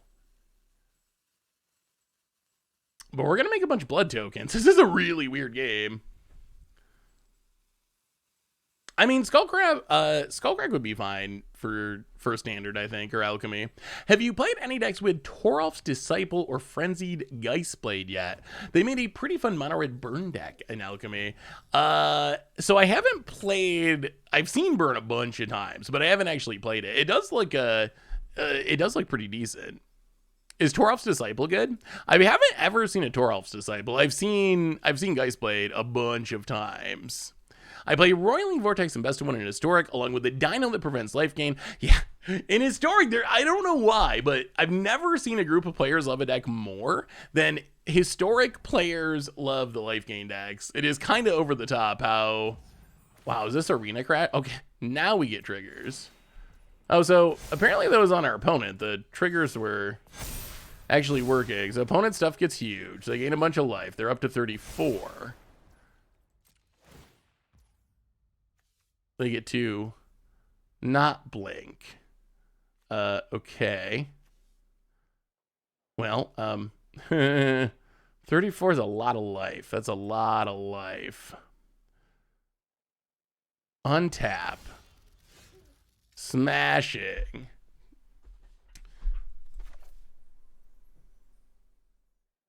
I'll play Brushstroke. Oh, we missed a blood token there, didn't we? Blood token, Blood Artist. Spiders. My power is for annihilation. Smashing as a land. Untapped. Go to combat. Turn on some blood tokens. I mean, maybe. I don't even know if our opponent's still playing, honestly. Pass the turn. Opponent taps. Are they playing? I mean, this is a great setup for our deck. Pioneer players like Life Gain 2, Coco Angels with Book, and no Faceless Haven. Just fair, but really? People are playing Book with without Faceless Haven? That's ridiculous. Yeah. Oh, this was our best setup, too. We actually have everything all set up. Stigma Lasher is not on Arena. So how much could we do here? So we can sack a blood token for 3. Sack a blood, so that's 6. 1, 2, 3, 4, and make a blood token. So we can, all right, let's think about how much damage we could do because we're not going to get to see it. So we sack this, 3, 6, and then we can sacrifice all of these for 3, for 2 each. So 6, 7, 8, 9, 10, 11, 12, 13, 14, 15, 16, 17, 18, 19, 20. Oh, if we got the second Brushstroke down, we definitely had lethal, but oh, what a disappointing end. If someone wanted to proxy a Toralf's Disciple in paper and ball like 40 lightning bolts in the same sleeves as the rest of the deck for EDH, I'd think it was hilarious. I mean, that's actually a good question that we haven't talked about. What if someone does want to play these cards in your commander play group? Like, are you down with it? Like, would you let someone in your play group play these cards? And some are harder than others, obviously. Like, some of them are ridiculously hard to make work in paper. Others, I mean, I think you could do it. Like, or you could play it close enough if you wanted to that you'd be able to. I mean, you're already playing a card that isn't supposed to be legal, so you're making your own rules, but you could play it close enough, like almost, but not quite as powerful. I mean, you could definitely play the draft cards, get copies of the spellbook, get 3 random cards from that spellbook, choose the one that you want. It wouldn't be clean and smooth and fast, but it's definitely possible. So I don't know. Would you let people play these cards in your commander play group? I probably would, honestly. So we technically got a couple wins in a row. Huh. We haven't tried Gutmorn yet. Let's try the Gutmorn discard deck. I'm curious. I'm curious if Gutmorn discard is good. Gutmorn is definitely an interesting card. Interesting enough that I kind of want to try it, although I guess that sideboard's fine. Is this a budget build? Yes. Where's the non-budget build? Hang on. Or Mono Black Ooze. I haven't tried Mono Black Ooze either. You know what? Let's try. I haven't even played this Ooze card once. Let's try this Ooze card. Mono Black Ooze. I'm curious if this card is Ooze. I'm curious if this card is even good. So let's give Ooze a shot. See Ooze on first. And then we can try the discard deck after if we want to. So this deck, this is a Predatory Sludge deck. Predatory Sludge, 3 mana, 3/3 menace. When it enters the battlefield, you choose a permanent you don't control. When that permanent goes to the graveyard, you get to conjure another sludge. So you just keep sludging and killing and sludging and killing. So the idea of this deck essentially is to hopefully draw into sludge using things like Deadly Dispute and Skullport Merchant, and then you sludge something, and then you kill that something with Infernal Grasp or Blood on the Snow or Hogwarts Mauling, and then you get another sludge, and you play that sludge, and then you kill that something, and you do it again, and you do it again, and you do it again, until eventually your opponent just can't keep up. They can't keep up with the Oozes. This was when I was building all these decks initially, and I got Break Expectations. You know, we're going to try Break Expectation again. We're going to try it again. Third base. Oh. I wonder how many people actually know what that's from. Is Abbott and Costello still known enough, or that routine still known enough that people know it in 2021? Or does no one know what anyone's talking about?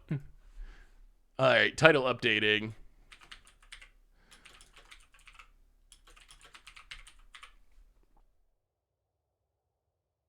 You're aware of Ooze on first? I want this out with Sledge Monster and Toxicom, bro. Ooh, that would be fun. I'm old, so I know who they are. I mean, I'm assuming if you're old, you know. Actually, no, I'm kind of a nerd who also didn't have TV growing up. So because I didn't have TV growing up, I had to listen to the old radio.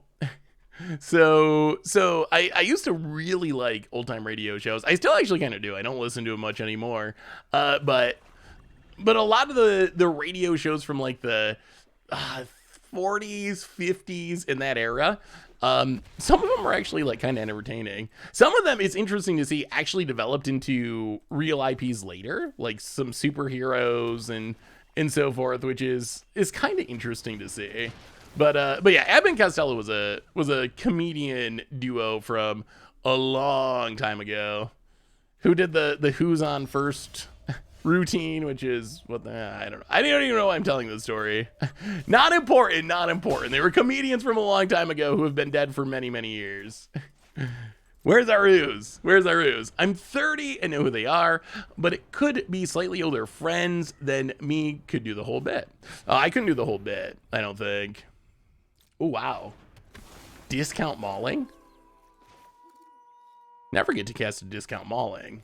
All right, we'll take it. Three mana Mauling, Stormseeker out of here, untap. There's a land. Well, that means it's Key to the Archive time.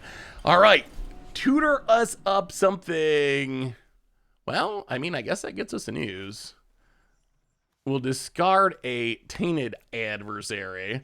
All right, so we can Demonic Tutor up the Ooze and go to work past the turn. Here they come. Here comes the Oozes. Jim Davis, thank you for the raid. How's it going, Jim? Good to see you. Good to see ya. Thank you so much. Welcome, Raiders. We are Raiders. Do you know who Evan and Costello are? Do you know Ooze on first? We're playing this Ooze deck. We're trying to get our opponent with Oozes. Let's see. So we cast this for 2. Oh, it's too expensive.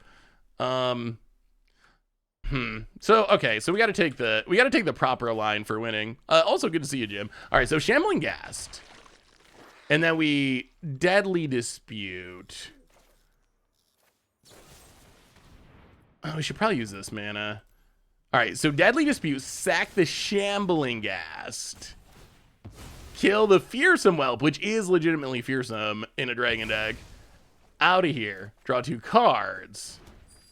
Play the land. How do you like Alchemy, Jim? All right, now we're gonna do it. Demonic Tutor. Probably not our most powerful card, but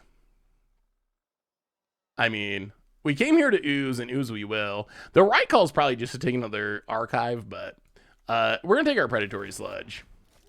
Play the Cursebound Wedge. Pass the turn. All right, time for the Ooze Ball. If our opponent can play a permanent, we can Ooze it, and then Infernal Grasp it, and then we get another Ooze, and then hopefully our opponent's just done. Done. Opponent. You have his baseball card? Oh, that's I mean the routine for who's on first is actually pretty funny. Goldspan Dragon. I really want to trigger our sludge. All right, sure. Opponent gets a treasure, gets and hits us. Down to 16. I don't know if sludge is even any good. It doesn't seem like one of the stronger cards from Alchemy, but ooh, Nader, all right, sure. It doesn't seem like one of the stronger cards, but maybe it's better than we think. Yeah, I wonder if people would still think it's funny today. Maybe not. Every card being rare in the economy is awful, but aside from that, it's been extremely fun. I had a great time brewing decks and playing, looking forward to playing more. I mean, that is almost word for word where I'm at, honestly. Like, the economy aspect is brutal and horrible, but the gameplay is actually pretty fun. I don't know if it's just because I like new Magic cards and it's novel and different. We'll see if it wears off, but I don't think it will, because then they're going to nerf something else or buff something else or release another Alchemy set. So I feel like it solves a lot of my issues with Standard. Like, a lot of my issues with Standard is that it gets stale. Even good Standard gets stale pretty quickly. I feel like this mostly solves those issues. All right, we'll do that. Kill the dragon. Get another Ooze. Play the land. Play another Ooze. Go attacking. Well, let's see if the Ooze Ball works. Opponent passes. We could use some more card draw. I would not mind that. Opponent. Ooh, that sounds right, Corneus. Basically, I like the cards just like the economy. The only thing that bothers me is, like, I have no faith in Wizards doing the right thing with the economy. Like, I can't even really think of examples of Wizards doing things that make the economy more generous. Like, I can't hardly think of any. So that's the part that's 3, 6, 9, 10, 11, 12, 3, 6, 9, 10, 11. I gotta block something. All right, yeah, we'll attack with everything. But I can't think of many examples, or even any examples, of Wizards making the economy more generous. So that what makes me especially nervous about the issues. Like, they could fix that. They could make the economy more generous and fix the problems, and then no one's got any problems, and the sludge is actually doing some work here. But I just don't trust that they'll do it, because they never do it. That's true. That is true. The 2-for-1 historic wild cards, I kind of forgot about that one. That one was such a horrible, mind-blowingly bad choice to begin with, that it still kind of shocks me that even Wizards thought they would get away with that. But you are right, they did walk that one back. So there is some precedent Wizards walking back a bad decision. What do you think of Break Expectations, Jim? When I first saw this card, I thought it was going to be great, and I feel like not every time, but many of the times when I have played this card, it actually, the card that our opponent gets, even though it's a horrible card, actually ends up somehow being relevant and like costing me the game. So I'm a little bit lower on it than I was before, because it seems like it's just constantly getting me. Key of the Archive though is been super good. Yeah, all right, let's try something like that. That's fine. They won't fix economy as long as people are playing it. I mean, yeah, I think that's true. They'll give us some XP. That's what I'm expecting. Wizards will apologize and give us 20 XP. Tell us to go buy the Mastery Pass so we can take advantage of their gift. Opponent. What were the dusting rates from that random, probably not true, but who knows, rumor? I didn't actually see it. Someone mentioned there was like a post on some place that rumored Wizards was working on dusting, but the rates were really bad. The XP rewards drive me crazy. I don't even usually get the Mastery Pass anymore. Oh, thank you, Jolly Man. Let me see. All right, come on. Oh, well, we're gonna go for it. We get 2 more tutors. This might be the game where we actually assemble Cat Oven. It's possible. Opponent, Reckless Stormseeker, goes attacking. All right, show us that oven. Show us that oven. Show it 20%. 20%. Oh, broke it. We broke it. This should not be allowed instead. Okay, so banned in Standard, not anymore. Cauldron, Familiar, Drain You, Witch's Oven, Break Expectations. Thought sees away that gold's bad. Yes, that's the first time I've actually pulled it off. Oh. Dusting would be very, very bad. Really? Why do you think dusting would be bad, Bano Plays? Get in and hit ya. So actually, let me say this, because people say, well, if they do dusting, then they can't give you wild cards, and I think that's yes. They thought sees their way into a Whirler Maker. That's a win. If they want to pay 3 to cast this and then 4 to make a 1/1, by all means, bone it. You go for it. So let me say, if you hear someone say, oh, if they do dusting, then they won't do wild cards, or they can't do wild cards, I don't think that's true, because Hearthstone does both. It's not as obvious as it is in Magic, but the way it works in Hearthstone is they have dusting. You can trade in 4 of your card that you don't want for 1 of a card that you do want of the same rarity. You can also trade up, so you trade like a bunch of uncommons to get a rare or a mythic or whatever. Not exactly sure what the rates are, but I do know if you're trying to trade like commons to a rare, it takes a lot. But everyone always says, oh, dusting, if they do that, then they can't do wild cards. Hearthstone has wild cards. They're gold cards.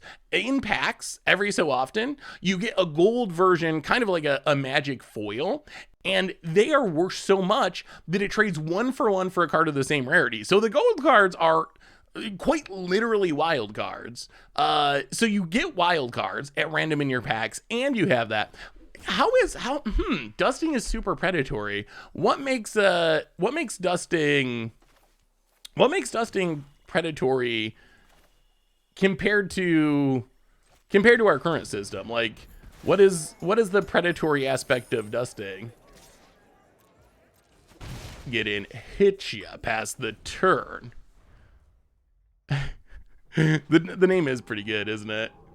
Hearthstone does have draft, but their drafts are all phantom, so you don't get to keep the cards in draft. What about the vault? So I assume if they added dusting, you would not have a vault, but if they added dusting, then you wouldn't need a vault. But if they added dusting, then you wouldn't need a vault, because if you got a 5th copy of a random common, you would actually be able to do something with it. Like, you'd be able to exchange it for something of value to you. All right. Here we go. Broom time, opponent. Stormseeker, sure. Ghost combat. This is kind of working in a really weird, awkward way. So get back the Cauldron Familiar, untap. Oh. So we play this Broom. All right. I mean, we're going for it. We're gonna broom him. We're gonna sweep it.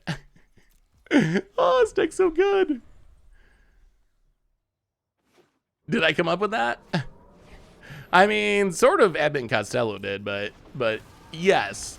Other than that, yes. Hearthstone does not have duplicate protection. In Hearthstone, but you can have more than X copies of cards. Like Magic Arena, you can only have 4 copies of a card in your collection. In Hearthstone, you can have more than 4 copies of a card in your collection.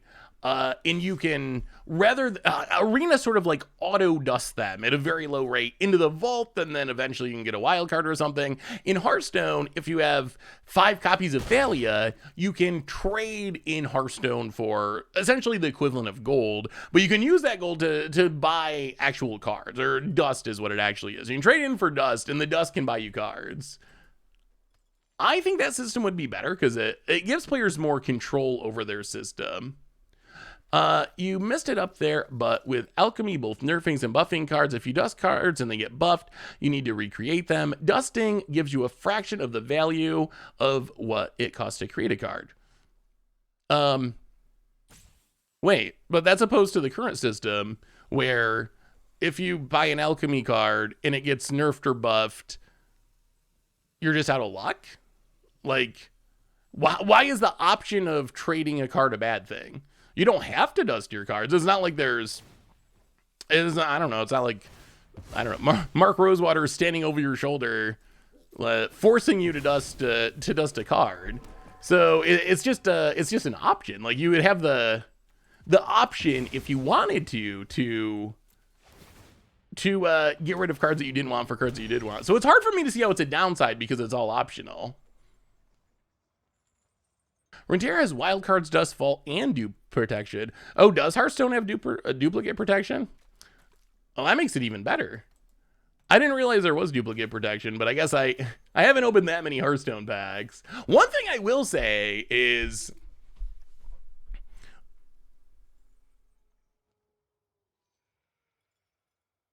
yeah, I also don't the rate on the vault is so bad that I also do not really trust that Wizards will just like do the right thing by everyone with that. But how can we do this? No, play Brood Pit. What does this do? Icing Fang, Frost Tongue, legendary weight equipment with what gets +2/+0 when it attacks tap. Oh, that's fine. That doesn't do anything. All right, we'll just. Oh, but we don't want that to flip.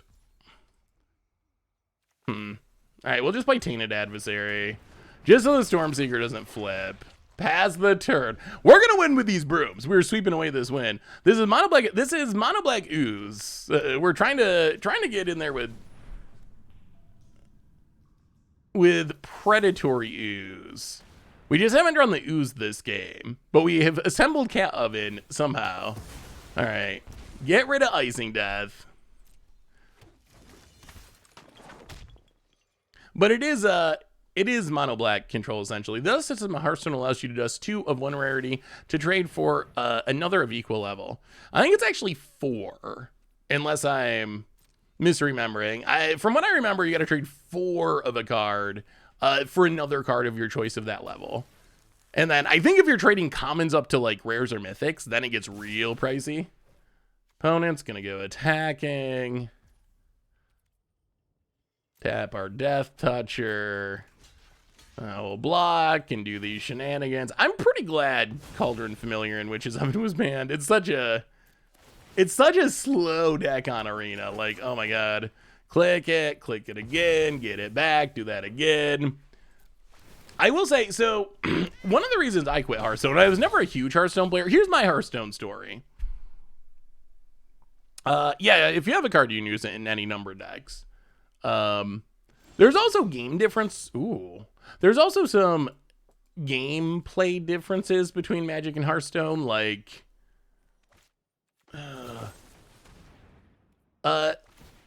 the number, you can only play one of a mythic, essentially. They're legendaries. You're only allowed one per deck. The decks are only 40 cards. So there's some structural differences to the games overall. All right. Well, go to combat. Sweep you with the broom. Hit ya. So here's my story with Hearthstone. Is it 30? Okay, 30 cards. So here's my story with Hearthstone.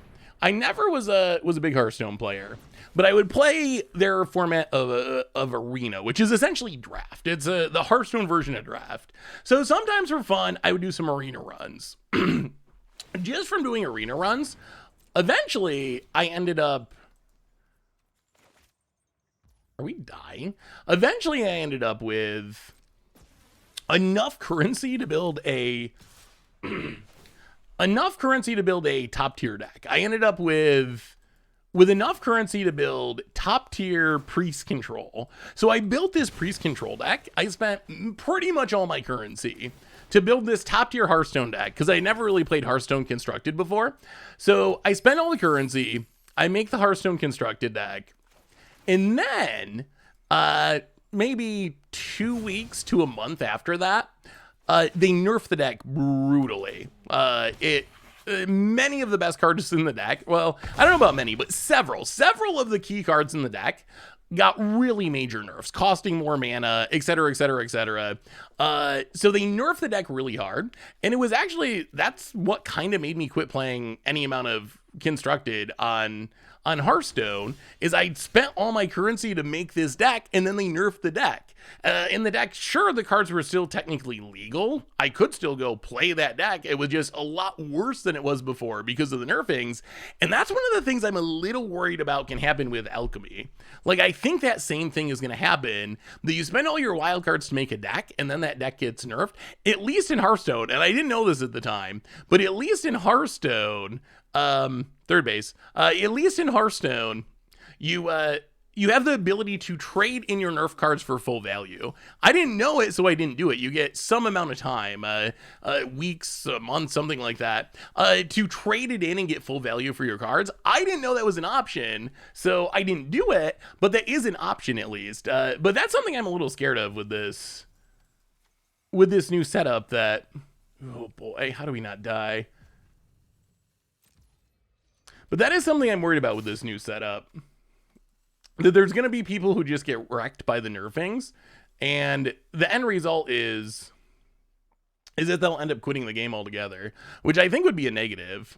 I really, really, really strongly, firmly think Wizards got to take into account the nerfings to some extent. Like, with the economy, they got to give you the option to trade in for full value, at least for historic. So this is, we're actually kind of close to dying here. Maybe we did need to wrath here. Ooh, are we going to get punished for not wrathing? What do we do now? So opponent's at 6. They could also draw something else with haste.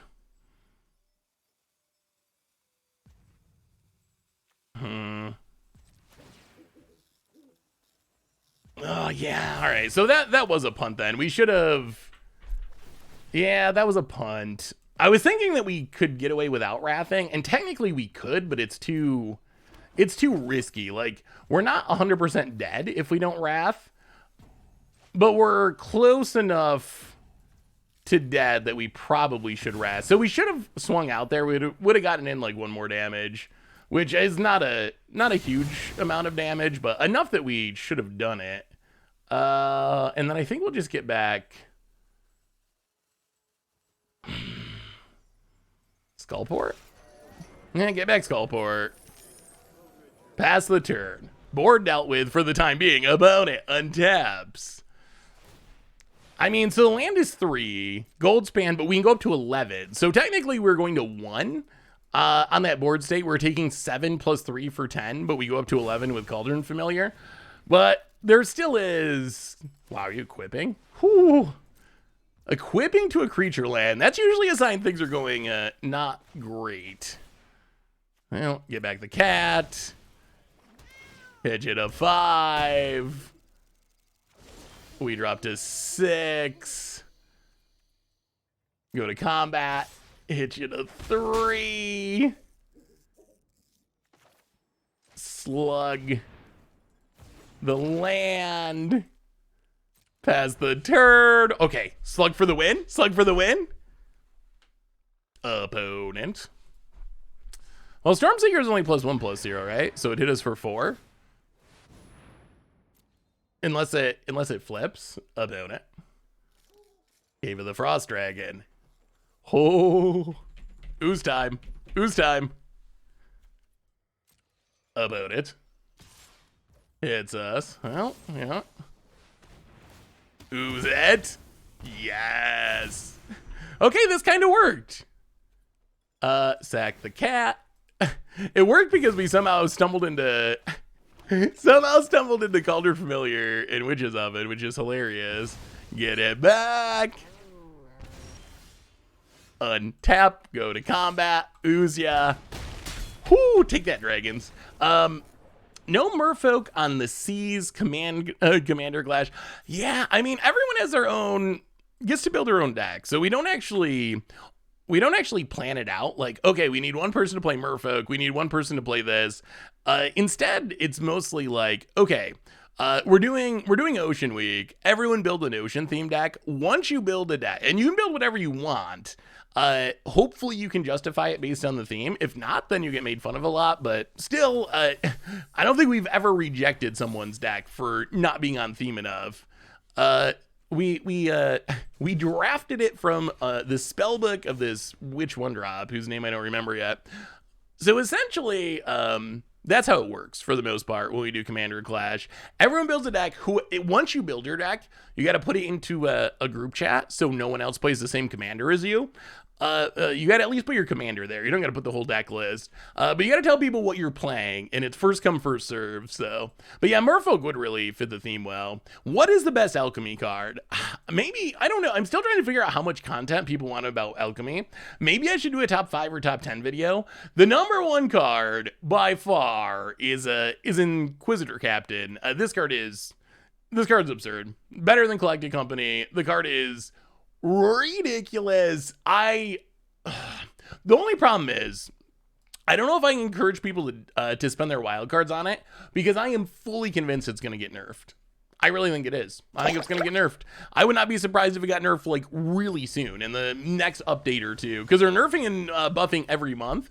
I would not be even a little bit surprised if that's what happened. So that is number 1. Also on the list of best cards from the set, Rahilda is like a better robber of the rich. This is one of the craziest snowball cards. Like, if your opponent's on the play and they go turn 2 Rahilda and you cannot kill it or stop it from flipping, you essentially pretty close to just lose. You get hit for 4, your opponent steals 2 non-land cards from your deck. It is wow. It is so strong. So that is on the short list. Key to the Archive, I think, is in the top 5 of most powerful cards from the set. Grizzled Huntmaster, I would put in the top 5 of most powerful cards in the set. And then maybe, like, I don't know what the 5th card is. Actually, we should see our hand.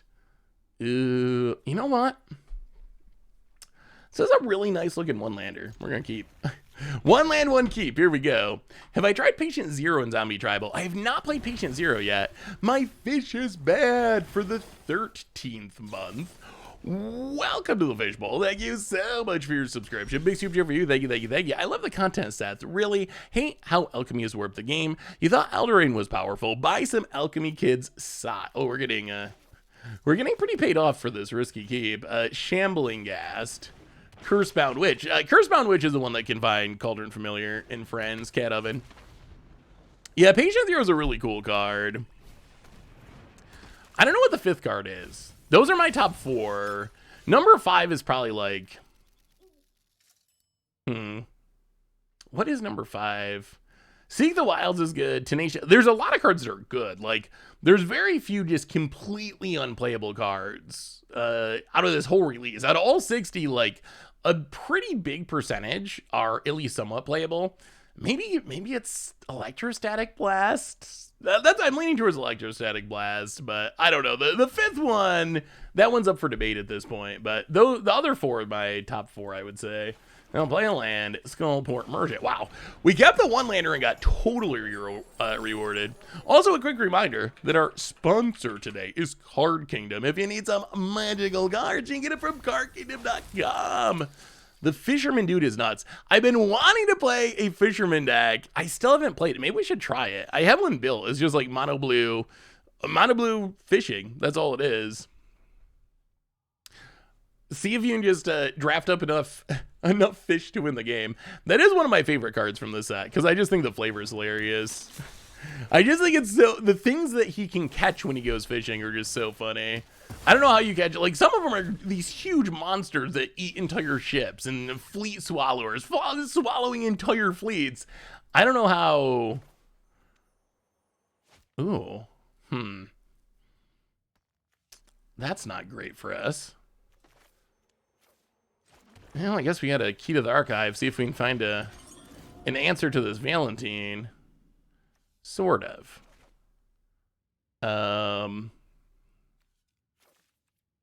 Discard the blood on the snow for now. No, we need to kill it because it's going to stop our death triggers. Nissa, opponent's got some spice. Opponent's got the spice going. One favorite flail is a fisherman can't catch a boot. That would actually be a pretty funny reference if Swiftfoot Boots or something was in the... Oh, they're a Gitrog deck. All right, well, Lightning Helix, Valentine. Step 1.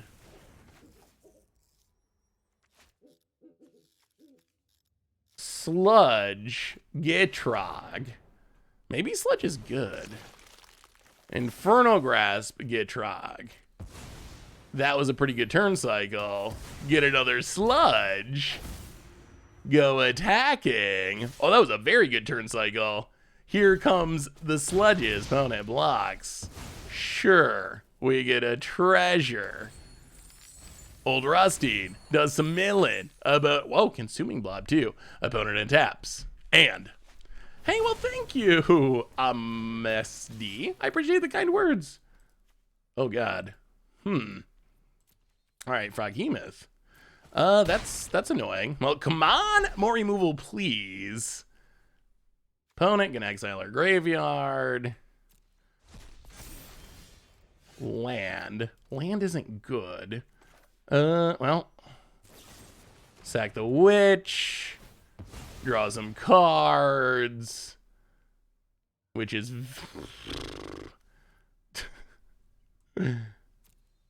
Okay, unwilling ingredient, I guess. Ooh, mauling. Wait, 1, 2, 3. Oh, we can do it. 1, 2, 3. All right, keep the ooze ball going. Sludge. Froghemoth. Faceless Haven. Mauling. Froghemoth. Make a sludge. This is what we imagined the deck doing, and it's kind of working. Up to 3 oozes, third base. I remember Ooze the Boss being used for Eve at MH2 before the English translation was revealed. Yeah, Scryfall does a pretty good job. A pretty good job with their funny names. Hey, thank you, Schlag. I'm glad you appreciate it. I didn't know how many people would get it, honestly. I thought maybe it was too old of a reference. Wow. All right, that's a problem. Well, play a sludge on the blob. Land unwilling. Okay, we're kind of in trouble. That's a massive consuming blob. I've never really seen consuming blob go off, but it is about to go off here. Opponent mills with old rusting. These are like a bunch of cards that I wanted to be good during Innistrad spoiler season, but never ended up being good. And our opponent's putting them together with great success here. Opponent sacking the blood, looting away a land, trying to find some action, getting in with the Ooze, which we will block so we can draw a card. Because we need something to stop this onslaught. I guess opponent's the Ooze deck now. Come on, deck. Oh, no. Even more swamps. Even more swamps. Gitrog. All right, opponent's solid action. We have kind of flooded a lot here. Cursebound Witch. Play the land.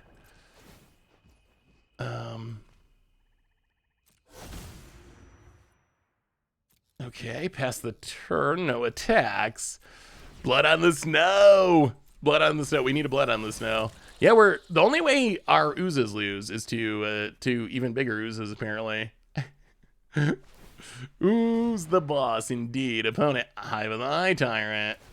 Wow, opponent's getting frisky. All right, we're gonna sack. Is there a wrath in the spellbook? Okay. None of those seem super helpful. I guess Witch's Cauldron could maybe do something. Torment of Scarabs does nothing. Well, all right. Yeah. Opponent gets to seek out a land. Goes to combat. Big attack.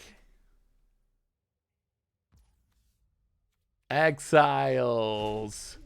Oh, we are running out of time to draw something. Like, we are about to die. Block. Take infinite. Blood on the snow. We really need a blood on the snow. More oozes. Hagra Mauling. Little late for that. All right, well, desperation mode, which is Cauldron. Blood on the snow is our only hope, I think. Mana. Sack it. We're dead if we don't hit it. Blood on the snow. Come on. Swamp. All right. Few too many lands that game. Few too many lands. Ooze seems underpowered. I mean, I think it looked bad there because we just drew infinite lands. Let's see how our opponent likes some go blank action. Seems pretty good against our opponent's deck. Go blanks in. I mean, I don't think Ooze is one of the strongest cards from Alchemy. But that just looked bad because our opponent got to go off with that consuming Ooze because we drew a bunch of lands and didn't draw ways to deal with it in a timely manner, and that essentially just did us in the inability to answer that consuming blob.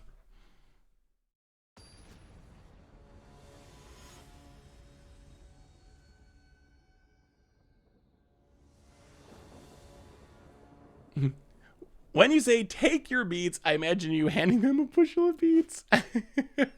Ooh, well, this hand isn't super fast, but I don't think we're gonna pass up the potential of just Key to the Archiving into a Tybalt. Valentin.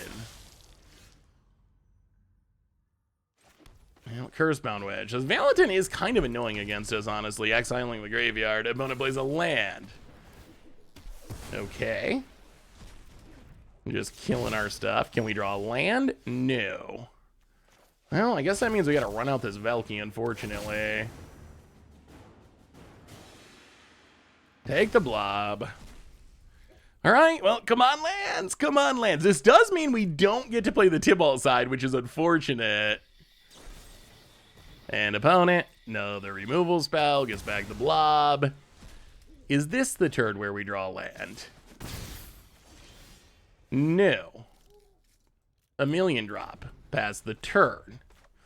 Alright, well, I mean, we're gonna lose to this blob if we just keep drawing nothing. Well, that's sort of a land.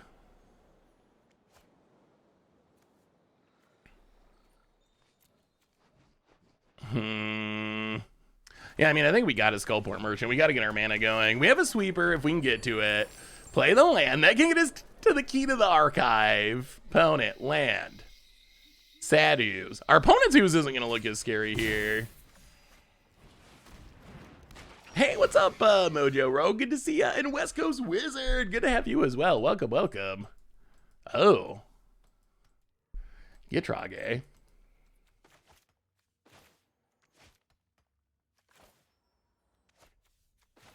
Really need to hit lands. Really, really, really. Okay. Finally hit some lands. Play the land. Play Skullport Merchant. Actually, I don't even think we play Skullport Merchant. Let's go blank.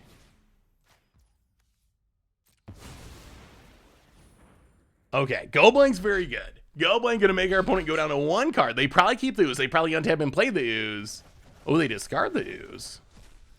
Okay, well, that's fine. Well, now we get to untap in Wrath, and then play double key to the archive, and then we're off to the races, hopefully. Hey, how you doing, West Coast Wizard?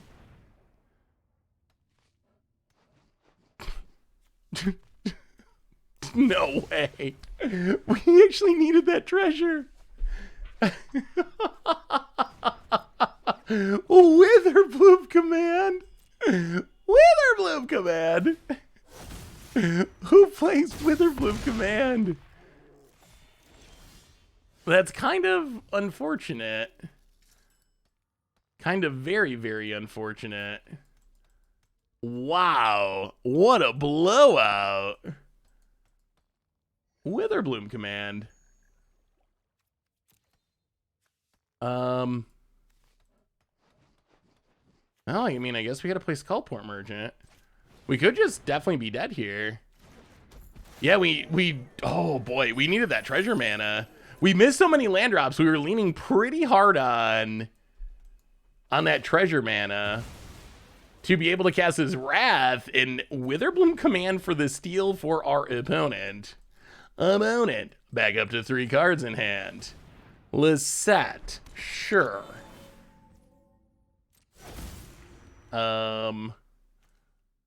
Yes, we will sack. Well, okay. Okay, we're not dead yet. We're not dead yet. We're not dead yet. Opponent.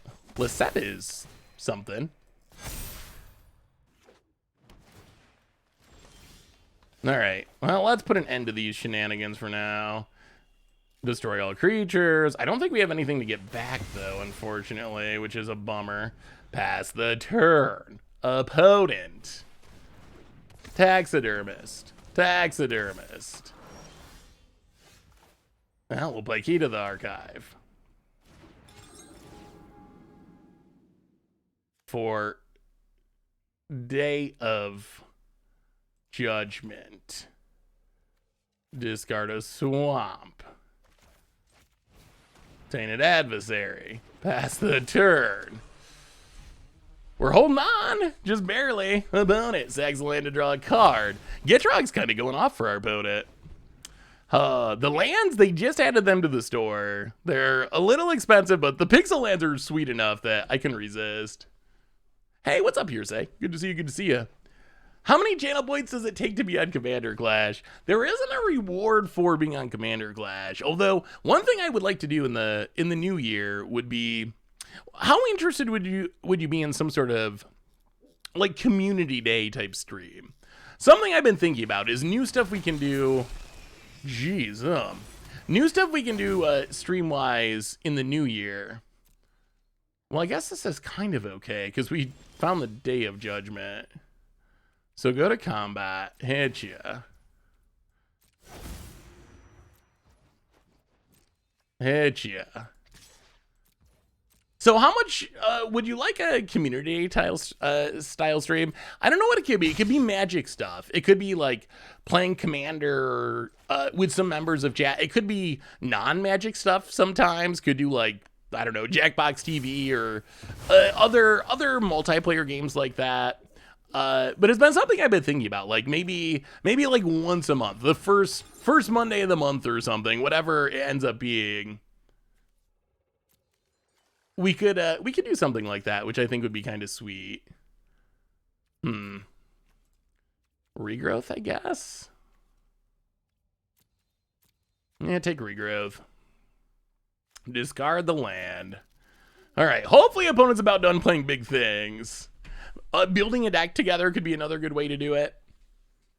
Community brewing. Yeah, community brewing could be fun. Sometimes it could be the let's watch stream or whatever we were talking about. Because we talked about watching some movies.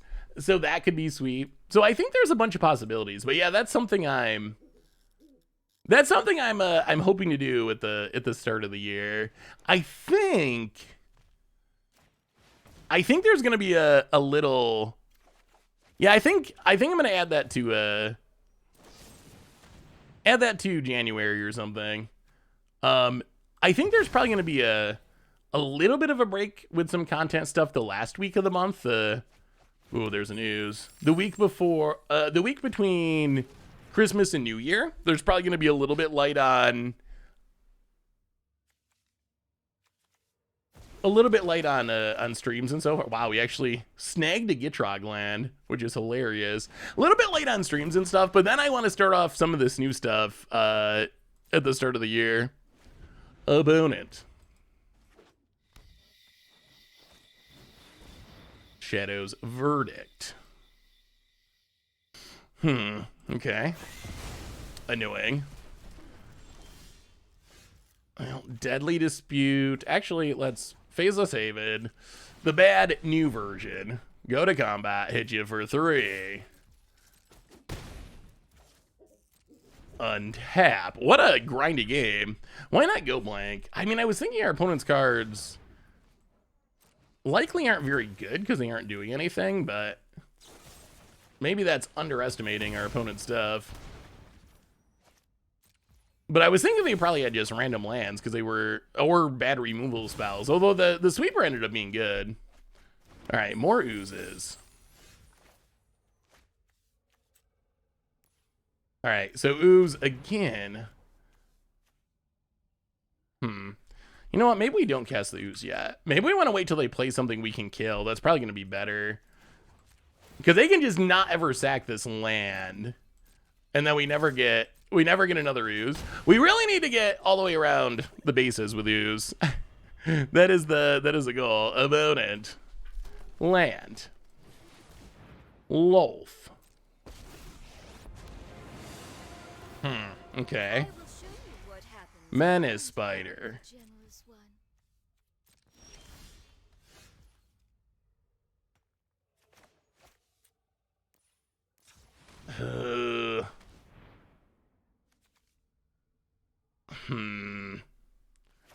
Well, play the sludge. Target a spider. Infernal Grasp a spider. Get a sludge.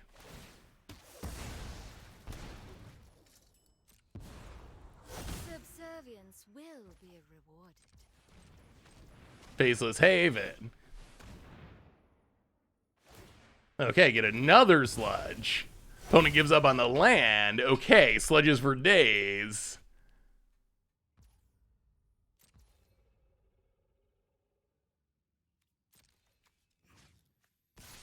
Attack Lolf. Mauling the spider. All right, so we got through the Lolf. We successfully navigated the Lolf. I mean, the oozes might be getting there. Oh, a Froghemoth just kills us if they draw one of those. Gitrog. And a land. All right, well, decline. This will be interesting. Sludge. Opponent sacks the land. Draws a card. Gitrog. Sludge. Gitrog. Sludge. Gitrog. Well, opponent better hope that Gitrog never dies. If that Gitrog ever dies, our opponent's in a little bit of trouble, I think. Opponent land with the Gitrog. Sacks the land, draws a card with the Gitrog. But that's four oozes. Vote it. We will decline.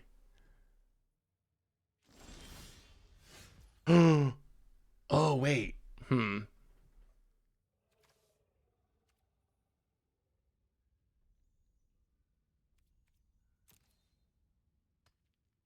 I mean, go to combat.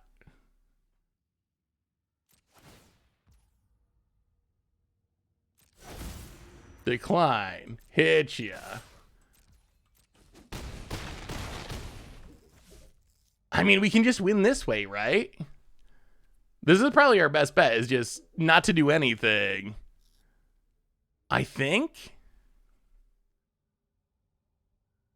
And then we can sack something to tap the Gitrog.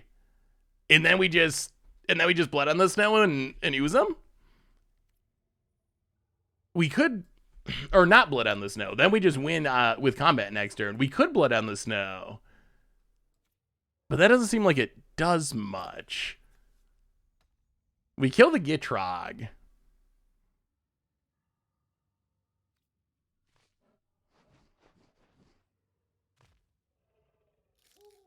Well, our opponent can block the Havens. So the Havens aren't actually game over because our opponent can just block them. Opponent gets a land.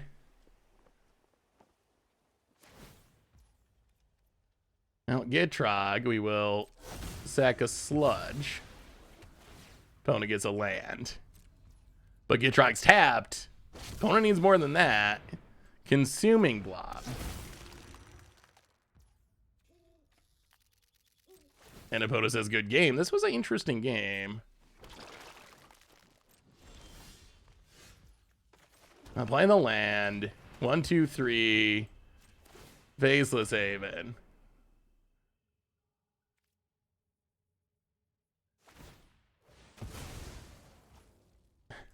I don't think this is actually even necessary, but it gets our opponent to tap out, which is nice. Because now we don't even need Faceless Haven, right? Because our sludges have menace. So attack you. Kill you. Oh, that was pretty good. That was pretty good. Oh. I mean, this deck actually is kind of working. Hilariously. In its own oozy way. Like holding the blood so we don't die to Froghemoth. Yeah, Froghemoth is kind of brutal. Could bring in Power Word Kill. Opponent does have some stuff that seems to be worth killing. Go down the Shambling Ghast and like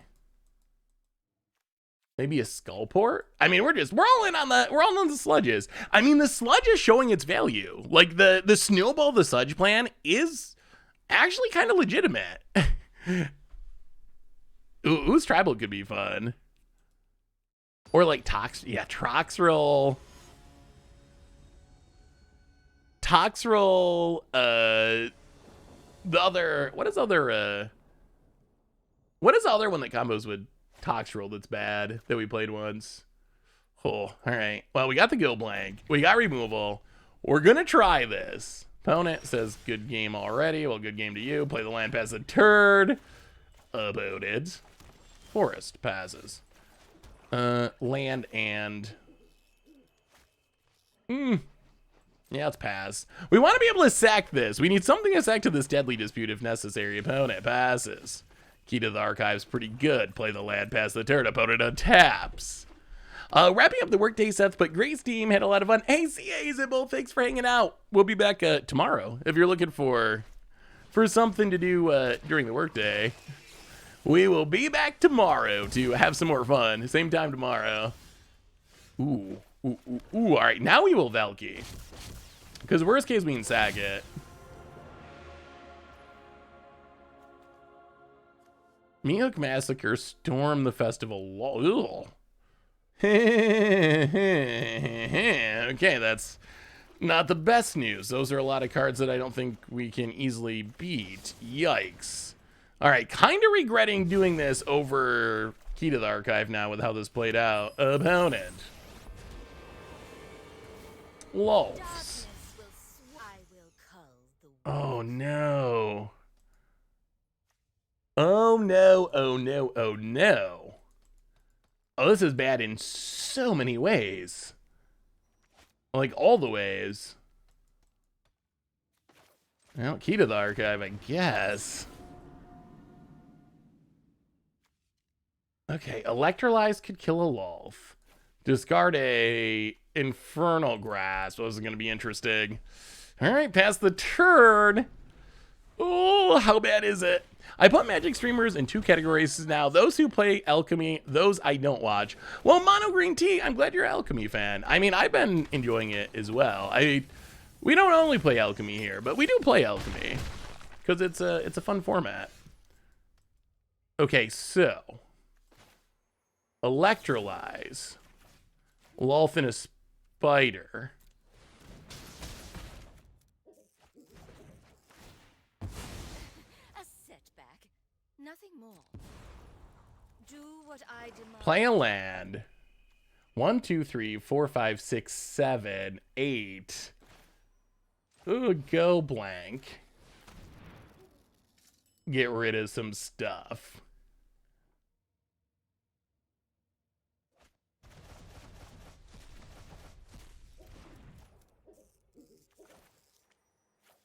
Cursebound Witch. Wow, we might be getting back into this. Opponent gonna mill. Idola, pronounced Idola, is one of my favorite artists of late. You'd probably like their instrumentation. I really love Transcendiatum, 4th Temple, and Omni 1st Temple. Interesting. I've never... Whoa, whoa, whoa, whoa, whoa. Oh, dear. Opponent's going aggro. Aggro. And they have Froghemoth. Oh, this is not good. This is not good. Froghemoth can be a frightening card when it works. Okay, well, now I do not like where we're at, and I think we're about to die. Infernal Grasp. Little on the painful side. Well, kill the Froghemoth. Tainted Adversary. Decline. Oh. I mean, pass the turn, I guess. This isn't good, though. Opponent. We're seeing old Rusting kind of go off. Hey, what's up, Nick? Good to see ya. Hello, hello, opponent. Valentin. Fires up Hive of the Eye Tyrant. Goes to combat. Attacks. Well, Infernal Grasp the land. We need a Blood on the Snow. We need a Blood on the Snow. I feel like we've said that many times in this matchup. Like, that is just always the card we need to draw. Yeah, we're super dying here. Opponent passes. Cursebound Witch. Witch's Cauldron. I don't think this can save us. Actually, Opponent's got one card in hand. This has Menace. We're at 5. This costs 2. This gains 1. So we're kind of at 4. Block. Take 4.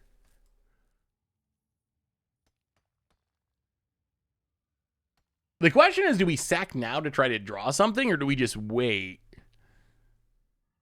I have a Cathril deck in paper, which is built to work with Lurrus and Valentin having 2 keywords, and Graveyard Hate is such a house out of 1-drop. Yeah, I think Valentin is actually, like, super underrated. I think Valentin's actually really good. The problem in this game is we didn't draw an Ooze. Yeah, I guess we'll pass. Definitely not feeling comfortable with where we're at. Gained a new respect for old Rusty, and this old Rusty's been doing some serious work for our opponent. Opponent goes to combat.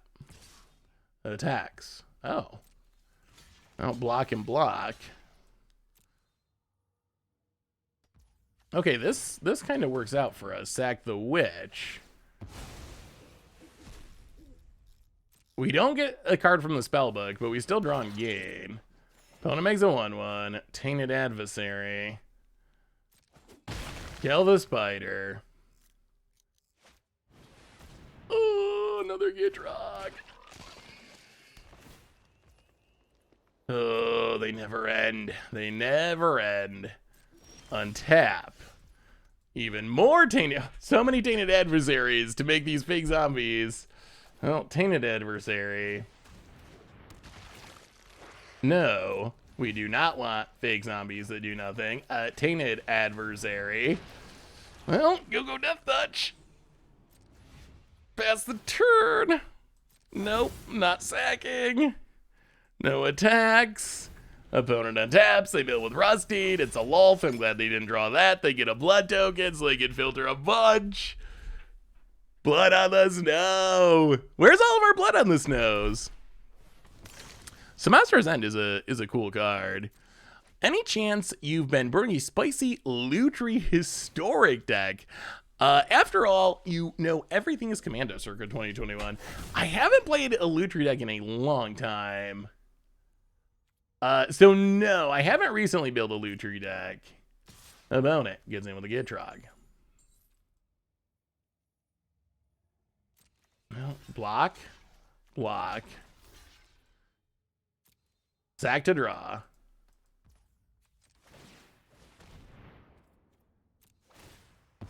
I mean, we're basically just desperately digging to find blood on the snow.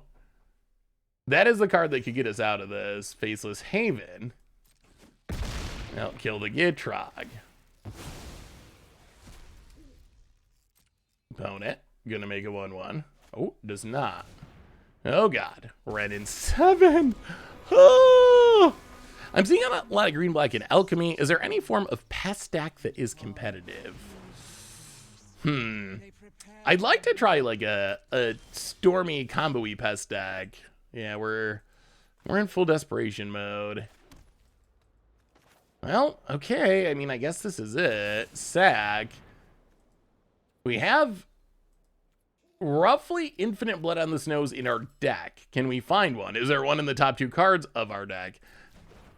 Actually, I guess we use this mana. All right. Come on, Magic Gods. We've been good. We've been oozing. Opponent, yes, Valentin, blah, blah, blah. Blood on the snow. Finally. No. Wow. Well, that's unfortunate. Yeah, I mean, we got 24 cards deep and we could not find a single blood on the snow. Brutal. Brutal. Yeah, it'll be very, very interesting to see how Wizards handles these rebalances. My guess is they go crazy and just are constantly nerfing and buffing cards. TJ Oregon, welcome to the Fishbowl. Thank you so much for your subscription. Now, Blood on the Snow is 4 of. We got the playset. It is like one of the best cards in the deck. Hey, what's up, Doug? How are you? Good to see you. Good to see ya. Yeah, we really needed that blood on the snow. Just could not draw one, no matter how many cards we drew. So do you think the balances are going to end up being a positive or a negative? It's like, it's so awkward because I wonder if this deck's better if we just try to blink Key to the Archive. I feel like just blinking and copying Key to the Archive is just like one of the most powerful things. Maybe what if we try to build a deck that's just all in on Key to the Archive? What happens? Because I feel like that's just like one of the strongest things going in this format. Opponent. Captain Eberhardt. Wow, haven't seen anyone play that. We'll play the land. Tainted Adversary.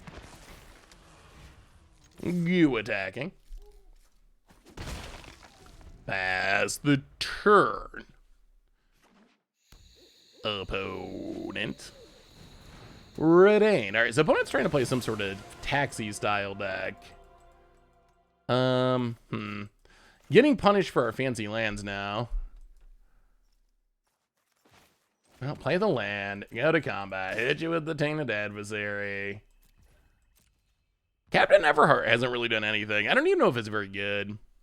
Yeah, I mean, the economy is the issue. That's always Arena's issue. They need a subscription model. Dusting, I would be fine with the dusting solution, but I would say maybe the best solution is a subscription model. having a subscription model has been so big for Magic Online. Like, it's, if you've never played Magic Online with the loan programs, it's hard to describe just how sweet it is to be able to play any deck you want to, anytime you want to. It is the best feeling. Like, it is so amazing. If you get tired of a deck, guess what? You just switch to another deck, and you do that again, and you do that again. It is the best, and I really would love Arena players to be able to experience it. I think that could be a good long-term solution to this. Like, my only concern is knowing how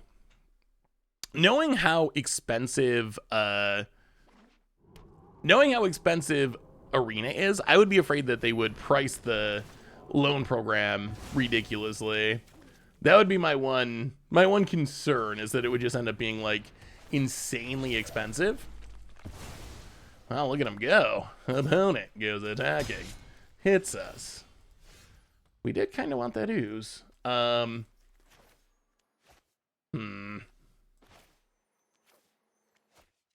play Puppet Razor. Hopefully our opponent's about done with this string of removal here past the turn. Nothing to exile. But I would be afraid they charge $250 a month or something insane. On Magic Online, I believe the one I use, it's 2.5% of your loan balance a week. So it depends on what you're trying to do. If you want all of the most expensive decks in a format like Modern, it's gonna cost you. Like, if you want a $1,500 deck or whatever, that adds up pretty quick. On the other hand, oh wow, okay, so we still get our sludge. On the other hand, if you just want to play a decent chunk of decks, you can do it relatively cheaply. And if you want to play something like Modern or Standard, you can do it very cheaply. Like, for Netflix, a little bit more than like a Netflix subscription or something. A coffee a day, going back to those horrible infomercials. What would be ridiculous price for monthly all-in access pass to Arena? $100 a month. I mean, honestly, with the amount I pay now, $100 a month, I would be totally on board with that. I would hope that it would be cheaper for the sake of other people, but I think I'm up to spending, geez, $2,000, $2,500 a year, somewhere in that range probably. So, and that's just for cards. So not counting like cosmetics or stuff like that, just straight up for cards. So yeah.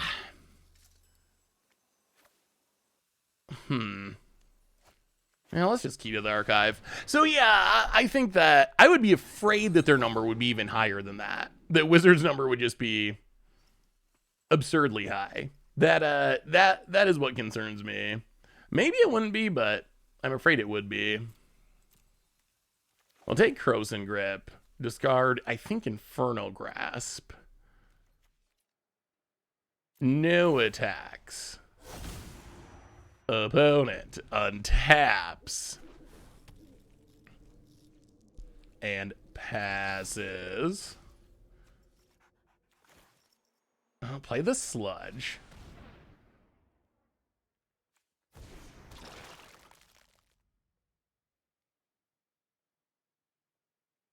I guess we had to play the land.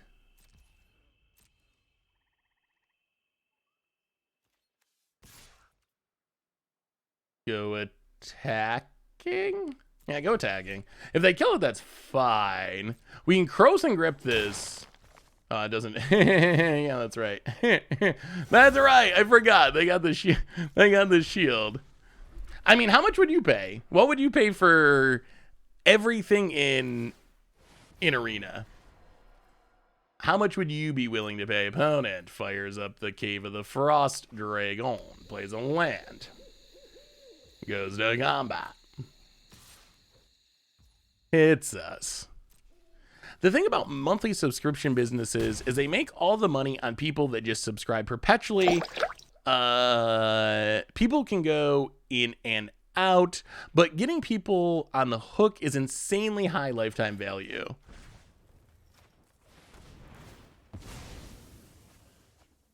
All right, get rid of that. Get a sludge. We gotta find a way to stop this cave. Maybe we want to play Field of Ruin in this deck. Tainted Adversary doesn't do anything. Key to the Archive. Go digging for a removal spell to cave. Oh, Lightning Helix doesn't quite do it. Demonic Tutor. I guess we can Demonic Tutor up an answer. That's not pretty, but it technically would work. Mr. Second Amendment, welcome to the Fishbowl. You would pay nothing. Interesting. Welcome to the Fishbowl. Thank you so much for your subscription. Big soup cheer for you. Thank you, thank you, thank you. I mean, I wouldn't want the subscription model to be the only thing for anyone, because I still think there's people that would want to use the free-to-play mode, which I think is a positive. Well, I guess we got to take Demonic Tutor. Discard Tainted Adversary. Sludge. Target the cave, which we got to kill at some point or else we're going to die. No attacks. Exile the adversary. Get a Skullport Merchant, pass the turn. Opponent untaps. 15, I mean 15 would be pretty awesome. If you could pay $15 a month and play everything on Arena, I would be so excited by that. I think a lot of people would do that. Like if you could play all the decks on Arena for something similar to a Netflix subscription, I assume that a lot of people would. Like why wouldn't you? All right, so we need a way to kill... Oh, Infernal Grasp is so painful. Yeah, I mean, I guess it's Infernal Grasp. We got to be able to kill the land. Actually, I guess we can... Wait, we're getting taxed too. Opponent has no basics. Huh. Okay. So we can take Hagramale. Save some life. Play the land, play Skullport Merchant. Get a treasure. At some point, we do got to start killing our opponent, too.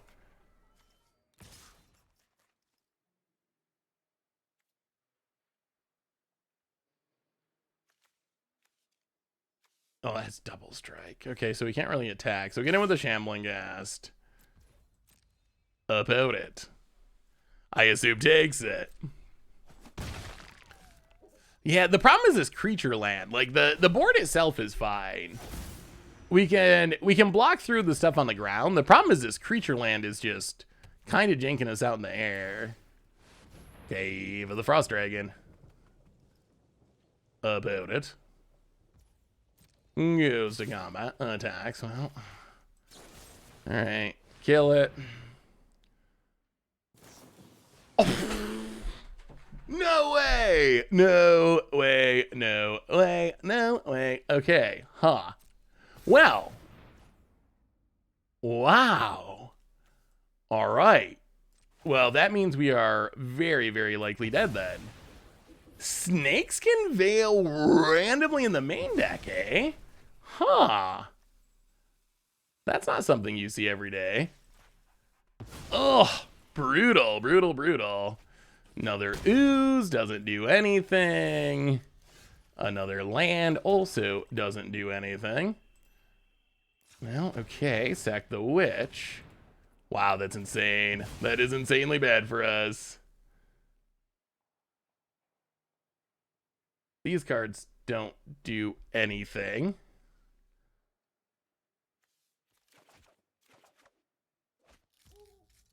Wait, actually, they kind of do. I take it back. Okay, so... Witch's Cauldron. Wow, that's wild. Okay, Witch's Cauldron comes down. So we need 2 mana. 2 mana to sack a creature to gain a life so we can Inferno. If this is another one, I'm going to be so salty. Oh, if this is another Veil, I swear. I swear. Okay, so. 1, 2, 3. Play a sludge.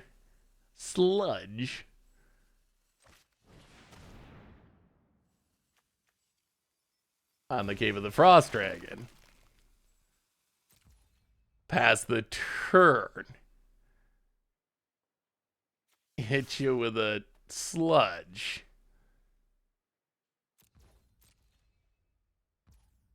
Opponent takes it. Exile Shambling Ghast. Give Alchemy. Yeah, this has been a wild game. This has been a really wild game. If this is a second Stakes Can Veil, oh, that's so brutal. We managed to draft a card to gain a life to draw the Infernal Grasp to give us a shot. Opponent. I do not like how they're holding those two cards in hand. That makes me very unsafe feeling. Well, we will sacrifice a...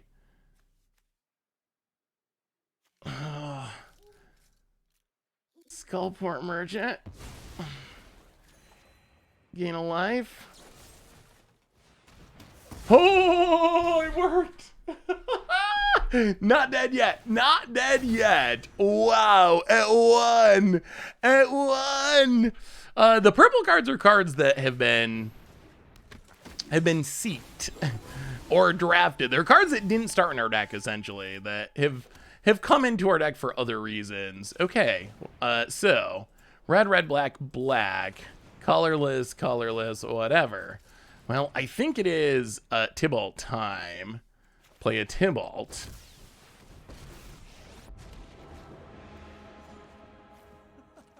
Exile Brutal Cathar.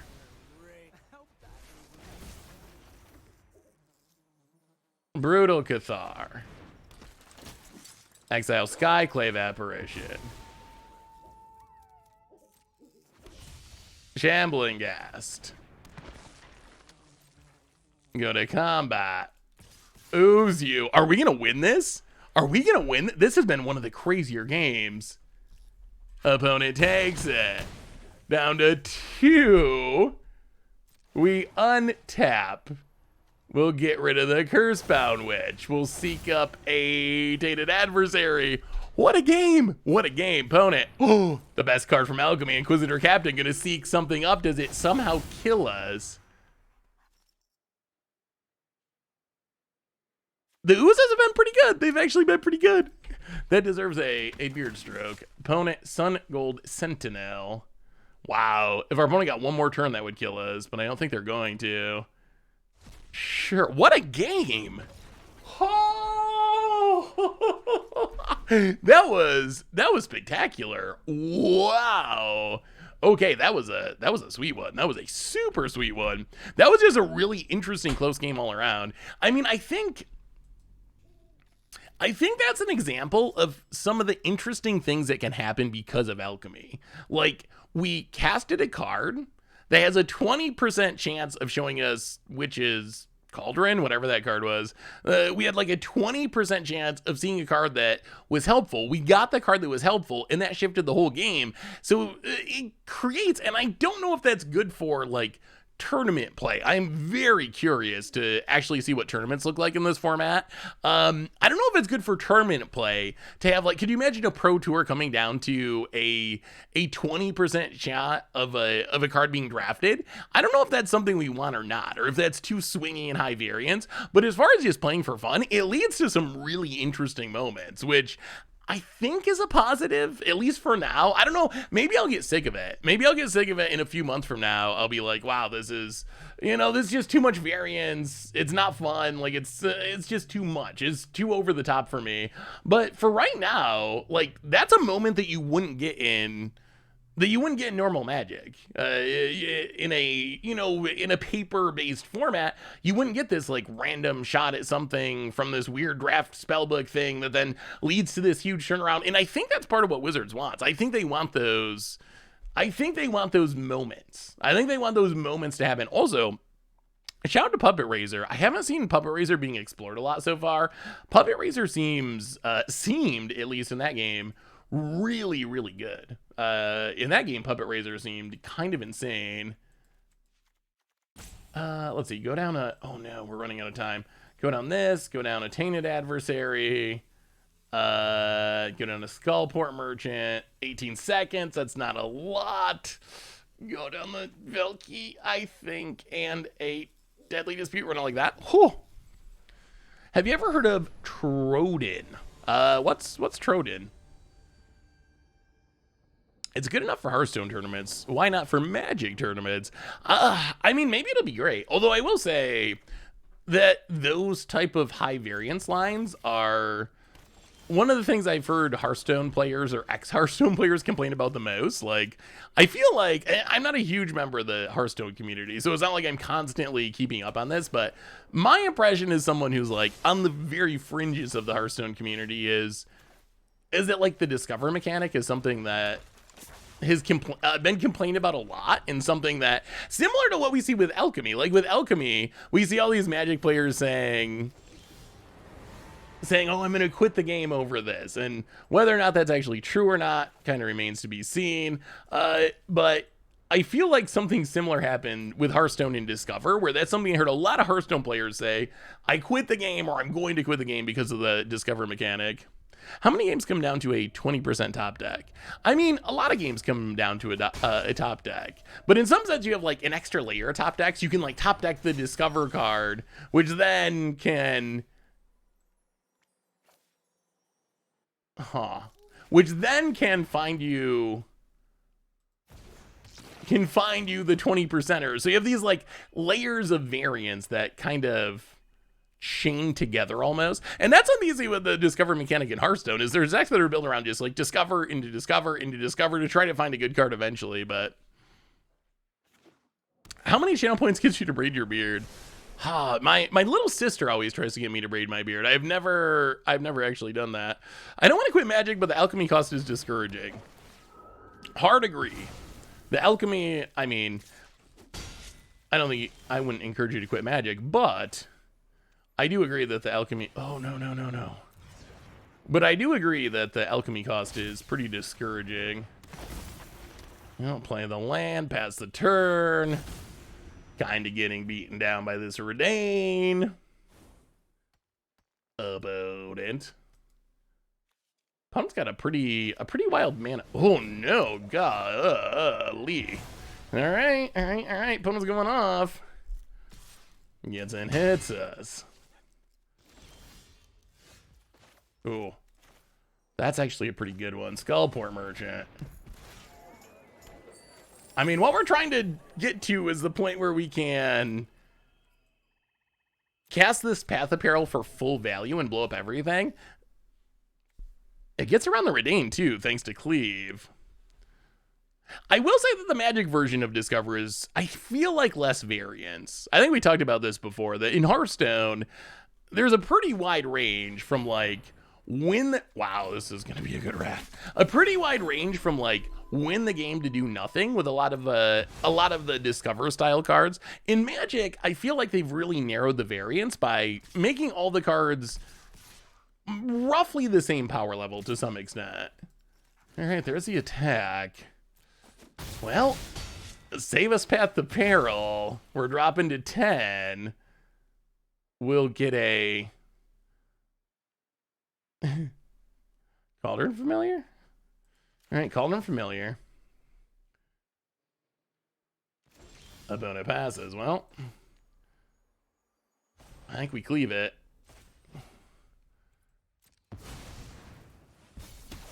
Oh, so good, so good. Skullport comes back, makes a token.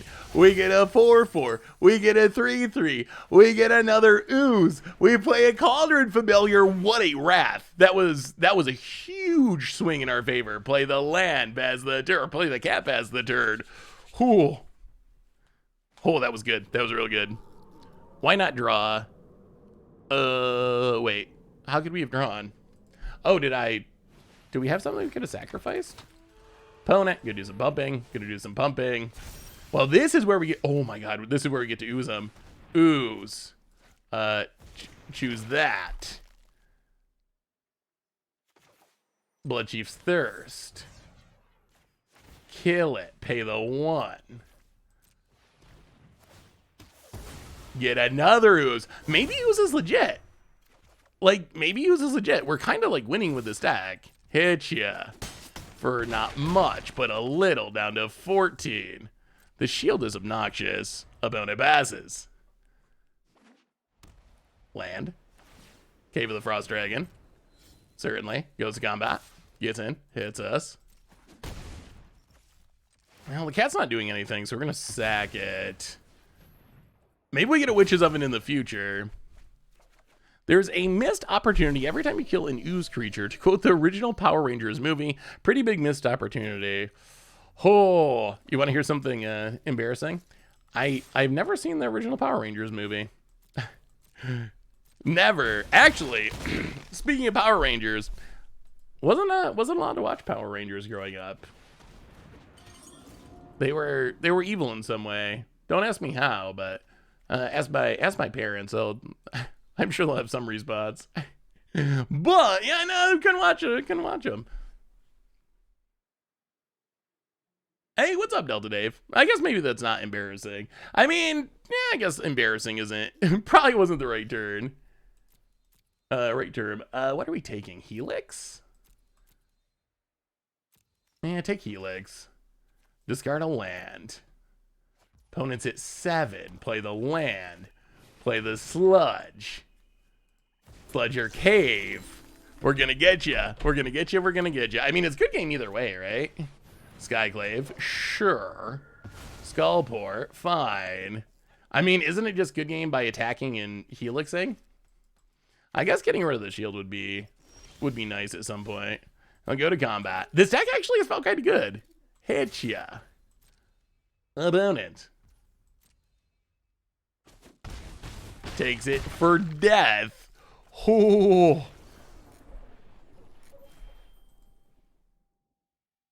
My mother was convinced Pokemon was satanic. Oh yeah, tell me about it. What wasn't satanic growing up? I mean, this deck is, I've gained a respect for Ooze. This was kind of a deck where I just wanted to like test out and see if Ooze actually was good. And it's actually felt pretty good. The Oozes actually felt like reasonably effective. I think are we 3-0? What is it? Or wait, 2-1? What is our record with this deck? I got to do a better job of tracking as we go. I'll go with 2-1 to be safe. How long have I been playing Magic? I started playing Magic around original Ravnica. Started playing around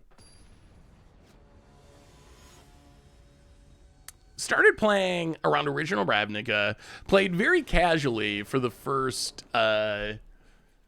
few years, and then got more serious about the game once I started playing on Magic Online. At first, just played with friends. I remember playing big, like, I don't even know, 8-player games. Did you ever play those games when you first started playing Magic? Just like huge, like 8-player casual games where you just had everyone was sitting in a circle, like hanging out, having a good time. It would take a half hour to get back around to your turn because so many people had to go before, and we're just, this was before Commander was, maybe it existed like in the back room at, tournaments, but it wasn't a thing back then. So we were just playing like casual decks. It wasn't Commander decks, 60 card casual decks. Boss Manson, welcome to the Fishbowl. Thank you so much for your subscription. Big super cheer for you. Thank you. So yeah, that's how I started doing that. Although I've told this story before. There was one player, so we had this great casual play group. We would just, have fun. We just have fun, play some casual cards, talk.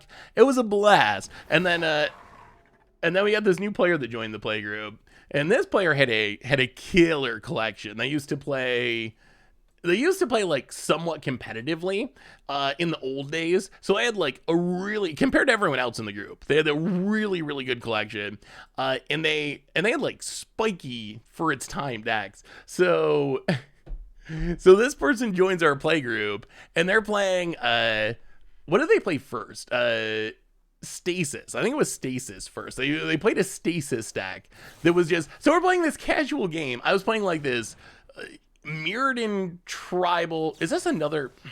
What is it with all the snakeskin veils in this format? Good lord. I was playing this like Mirrodin charge counter tribal deck that was so bad.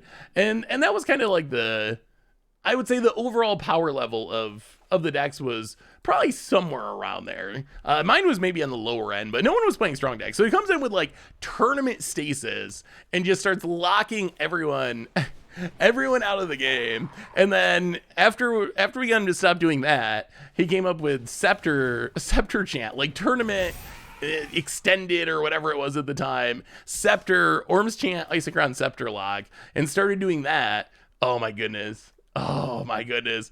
So yeah. So that was how I learned to play Magic. 8-player casual games getting stasis locked and Scepter chanted. The Scepter Chant deck didn't work as well in an 8-player game, but it's very good in a 1v1 game.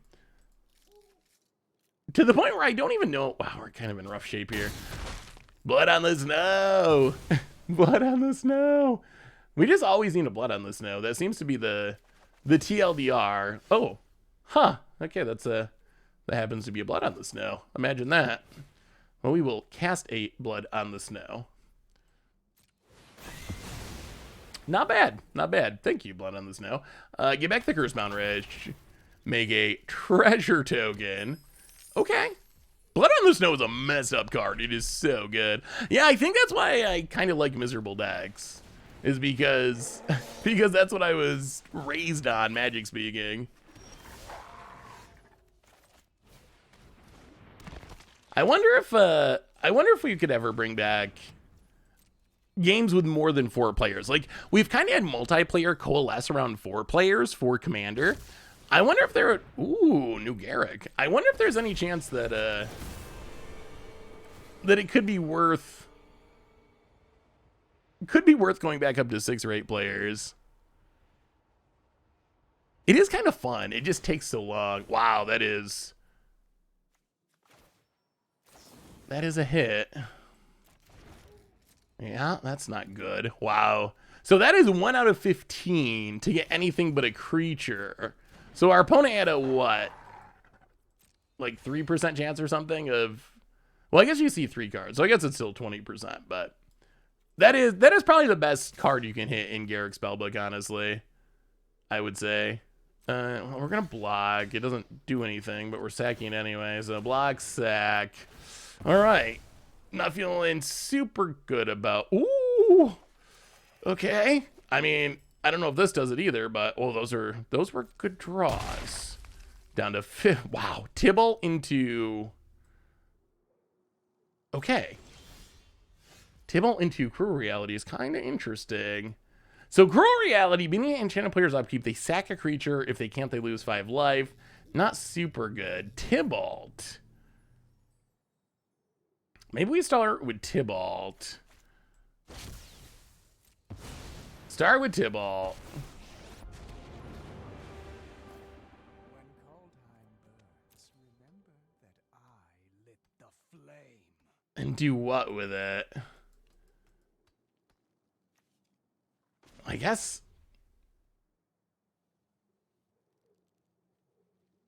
Ooh. Get rid of the old growth troll. I mean, we're gonna lose the Tybalt, but this old growth troll is an issue. No attacks past the turn. Opponent untaps. What about generals where 3v3 with 2 players defending in general? Ooh, I've played a couple of variations of Commander kind of like that were fun. I don't know if I'd want to do that all the time. Yeah, we got to get rid of the troll. 7 mana removal doesn't sound good, but it's good enough when you're getting rid of the old growth troll. Opponent levels up. Goes attacking. So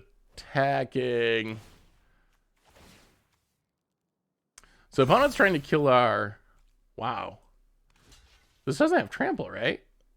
Wait, why does it have trample? Why does all their stuff...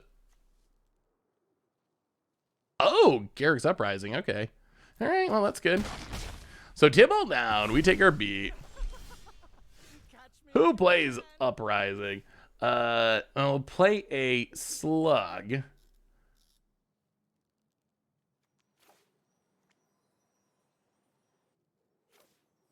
Play a slug on the Root Grazer. Putrefy Root Grazer. Get a slug. Kill the Garrick.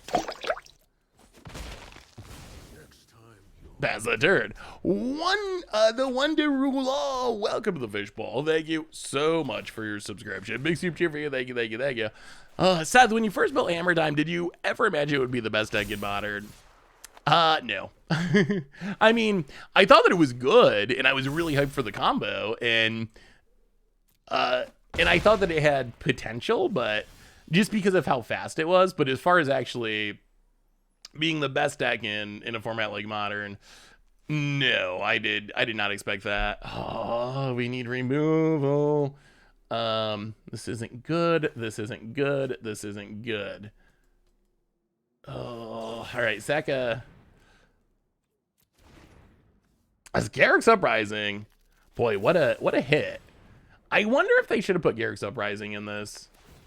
I kind of wonder if it was worth putting in this spellbook, because everything else is a creature, and I feel like it leads to kind of like this weird feel bad where there's like a really small chance that your opponent gets this like Anthem plus card advantage engine when everything else is a creature. I honestly, and I think I'm not saying it needs to be whatever nerfed or whatever, but I do kind of wonder, like, do you think Wizards tested any of these cards? Like, I'm very curious. With a lot of these cards, it kind of sometimes feels like the spellbook is like, I don't know. Like, if you're going to be like, okay, Garrick spellbook, everything has to be whatever mana, you just like look at Arena and just throw some random cards in there and go with it. Like, oh, that's cute. Like, the Planeswalker's name is Garrick. Types Garrick into Gatherer. What cards have Garrick in their name? All right, in the spellbook. In the spellbook. Don't think about it. Name. The name is the same. We got to do it. It's a flavor win. Go. Seth in chat, for a commander deck, do you consider inconsistent ramp like Growing Rates of Vitlamok or cards like Mirari's Wake, Nyx Bloom Agent as your 10-ish ramp cards, or just cards like Soul Ring, Steve, Rampant Growth? So I tend to think of ramp as only being cards hopefully that are 2 and 3 mana, some cases 4 mana, like Hedron Archive I count as a ramp spell, or Solemn would count as a ramp spell. But really, when it comes to those ramp spells, I'm mostly looking for stuff that's 2 or 3 mana. With stuff like Mirari's Wake, Zendikar Resurgent, Chromatic Ori, those cards are really powerful, and I play them a lot. But they don't really count as ramp spells. I just consider them value cards, synergy pieces, what a part of my theme. But really, I think you want to shoot for 10-ish early game ramp spells, basically. Ideally 2 and 3 mana, in some cases 4 mana. But once you're getting up to the more expensive and inconsistent cards, I think it's pretty tough to think of them as actual ramp spells. Nyx Bloom is kind of a combo piece. In my prized possession deck, I have like 8 or 9 traditional ramp spells and 3 Nyx Bloom style cards. Yeah, I think that's fine.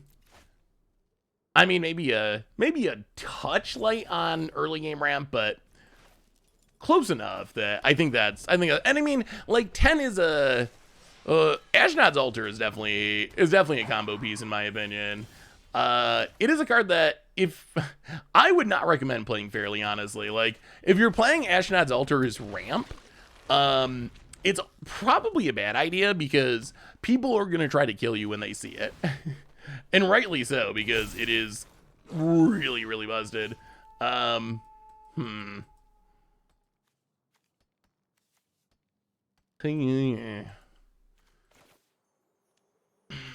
think we can wait a turn. Yeah, let's wait a turn. They don't get to draw a card. Let's just pass. We can try to Wrath next turn, maybe, and sack this first so we can get a treasure out of it at least and draw some cards. opponent. I don't treat it as a combo piece. I love it as a value piece and sacrificing in my non-black decks. Ooh, that's just a risky plan. Just a risky plan because people are going to target you. People are going to think it's a combo piece. And it's going to be hard to... I think it's going to be hard to convince people it's not a combo piece. 1, 2, 3, 4, 5. All right.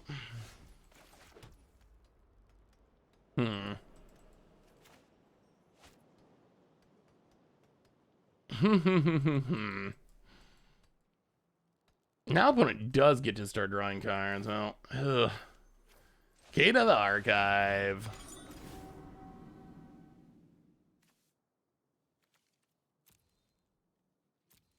Claim the Firstborn's actually kind of insane here. I better discard Sludge for now, as good as it is. All right, pass the turn. Can we stay live long enough to make this work? Has anyone come up with a new Omnath list yet for Historic? I haven't actually brewed much Historic since Alchemy came out. I've mostly been playing Alchemy itself. Opponent goes attacking. Kill the pack leader. Drop to 14. Did you see Jonah Hill is playing Jerry Garcia in upcoming Martin Scorsese? Oh, wow. That I can see that. Jonah Hill actually looks like someone who could play Jerry Garcia. That actually is that's kind of hilarious. All right, let's see. Red, black. Claim the Firstborn. Steal Old Growth Troll. Play Cursebound Witch.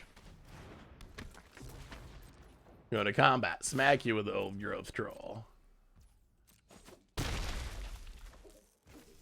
Sack it. Draw some cards. Play a land. Path of Peril. Grab a...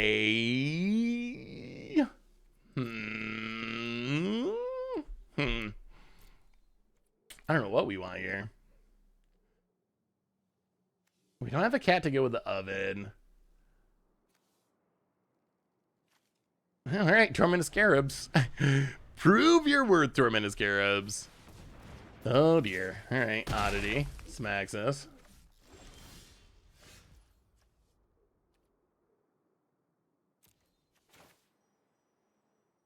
Down to 10.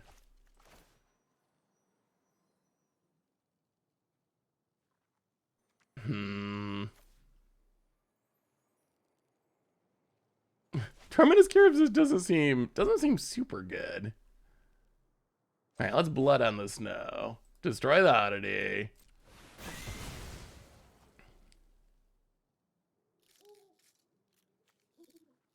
Get back. Cursebound Rich, so we can keep trying past the turn. Amidst the gnashing of teeth and groans of agony from historic-only players on Arena, I feel like getting the Alchemy Mythics and Rares is my best shot to getting across the historic... Oh my goodness. All right, oddities for days. Not ideal.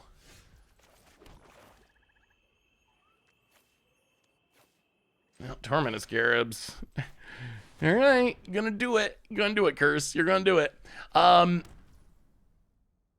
Yeah, I mean, the only risk of getting the Alchemy Rares and Mythics, and I do realize, and I do believe they're very good. Like, I think they are some very, very strong cards. The only risk is, I wonder if the new digital-only cards are going to be more likely to be nerfed. So that would be my only concern, is that the power level of those cards might be a little up and down, hit or miss, and then it might be possible that they're more likely to change and make you lose your investment or whatever. But I mean, I do think that's a reasonable plan for getting into the format. Opponent goes to combat, going to attack. Counter on the Oddity. Well, kill the Oddity. chump block the Faceless Haven. Hey, thank you, Magikarp. I will, I'll be on a lookout for it after the stream. Ooh. Okay, this kind of, in a weird way, works. Sorcerer's Broom. Cursebound Witch. Wow, we are janking this together with some really weird draft cards. Opponent. The Tormented Scarabs is, if we win this, so that would be kind of a miracle about it. Yeah, maybe the idea is to like wait a month. They talked about nerfing cards monthly. Maybe the thing to do is you wait a month to see what the nerfs are, and then buy in. Something like that. Faceless Haven. Sure. Block with Cursebound Witch. Tutor out something. Oh God. 1, 2, 3, 4, 5, 6. Okay. Reality. I mean, we're cursed tribal. We're cursed tribal. This is the most alchemistic win if this actually happens.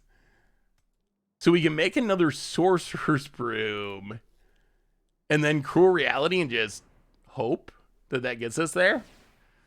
Levels up. Sure. So we sacrifice this to trigger Sorcerer's Broom to make another broom. So we have 2 blockers. We untap. We Cruel Reality, targeting you.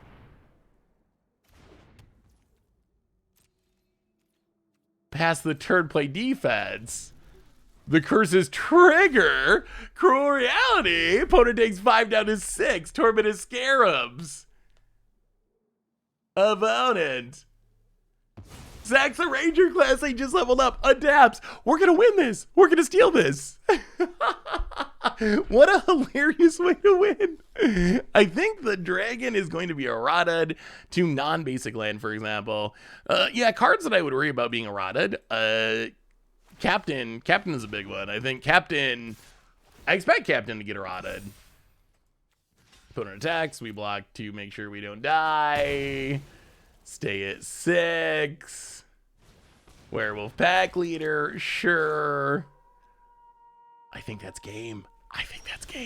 Opponent passes. Blood Chief's Thirst. Take down the Pack Leader. What a weird win. Almost all of our battlefield did not start in our deck. Hit you. Down to 4. Cruel Reality for the win. So cards that I would be worried about getting nerfed. That was actually pretty spectacular. Cards that I would worry about getting nerfed. You know, we'll go down the other Shambling Gas for a power word kill. So here's my really quick analysis. I would be worried slightly about Rahilda. The Snowball's just like kind of insane with that card. So maybe they're fine with it. Supporting werewolves. Werewolves aren't all over, so maybe it's fine. But I do think that card is like on the edge. I think that Inquisitor Captain very likely gets nerfed to if you cast or something like that to keep you from doing the blink/clone shenanigans. I think that Key to the Archive, we'll have to see. Maybe you just change what's in the archive and put different, some more whiffs in it, I guess, to lower its power overall. But I do think that card has been really good. So that one would also be on the list. Those would be the main ones I'd be, I think, nervous about at this point. Yeah, I think the rest of it's probably, I mean, and we'll see. The set's still super new. Maybe, I don't know, Captain Everheart or Gutmorn or something. Maybe someone finds like a broken deck for those cards and ends up getting way better. But at this point, those are the ones that I would be nervous about. Rahilda is good, but she's not insane or anything. Yeah, I think that's true. Like, Rahilda's just incredibly punishing for any stumble. The thing I dislike about it is the huge play draw swings. The huge play draw swings drive me a little bit crazy. It's a card where, like, if you play second, it's kind of fine. But if you're on the play, and you play that on curve, so you go land, whatever, your opponent plays a land, you untap Rahilda, your opponent untaps. If they're, like, playing a tap land or not making any, like, and not doing anything that majorly advances the game, they probably just lose. Like, I think that's, that is the part that's a little awkward. Opponent. Wow. Going aggro. Very aggro. Drawing extra yeses. This is not great. I don't even know if we're going to live till we get to... Oh... I don't know if we're going to live to get to our cards. Play a land. 4, 5, 6, 7, 8, 9, 10, 11. Jeez. Jeez, jeez, jeez. And they're drawing extra cards. What a boy. What a fast start for our opponent. Yeah, I think the spellbook is... It probably needs to be rebalanced at some point. I think it could be toned down a little bit. I mean, there's enough bad mystical archives that I think they could power it down without changing the text on it, just changing the cards you can find. Oh. So we Path of Peril. And then we're taking 7 still.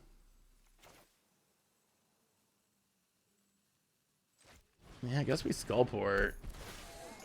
Ooh, this is not a great spot, though. Yeah, we needed to come into play on tap, though. We mostly were just getting it for land purposes. Opponent gets to draw another card. Okay, pumps. Well, this is kind of okay. We drop to 9. We can untap. We play Witch's Cottage.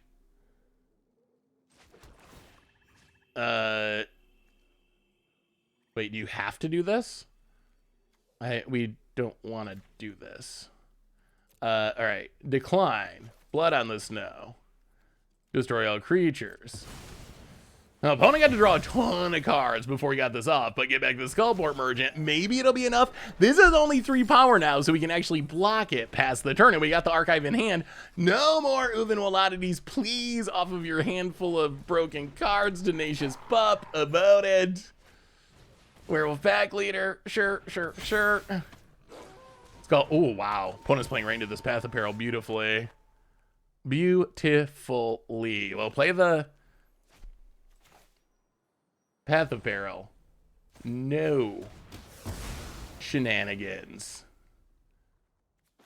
Hagra Mauling. Pass the turn. That got a lot of cards out of our opponent's hand. Oh, the comeback. Opponent. Pack Leader again. And Outland Liberator. And that's it. That's it. Opponent drew some extra cards, but it's not enough. Okay, opponent passes. Sure. Well, we get to key to the archive. Tutor up something. Like a... Wow. Are we going for it? Are we going for the ultimate meme kill? Okay. Ultimate meme kill. The countdown is at 7. Kill the Pack Leader. Can't have that drawn cards. All right. Next turn, the countdown goes to 7. Past the turn. Opponent taps. We're going for it. What a way to go out. Oh, shenanigans isn't legal in this format. It's not. Only Modern has not come to Magic Arena yet. Now, block Faceless Haven. Drop to 7.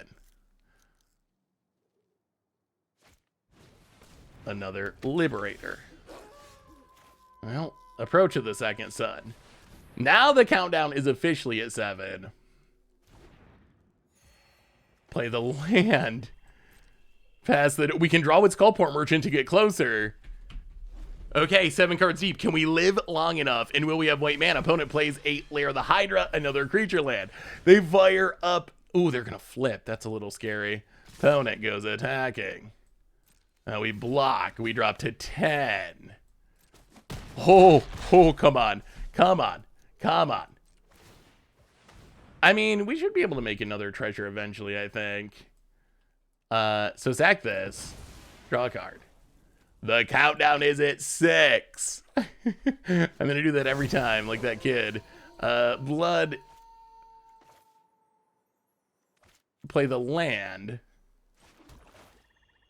Blood on the Snow. Destroy all creatures.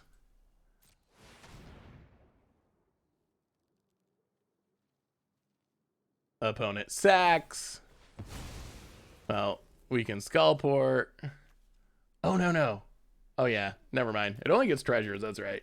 That's fine. So opponent's going to blow up our archive. Sure.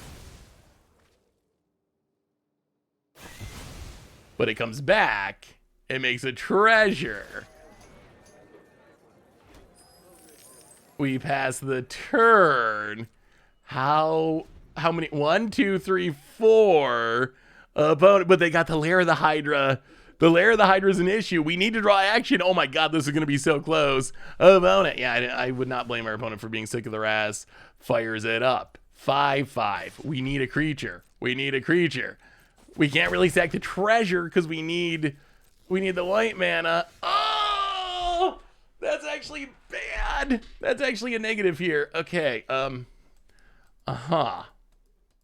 So. Okay, we need a creature.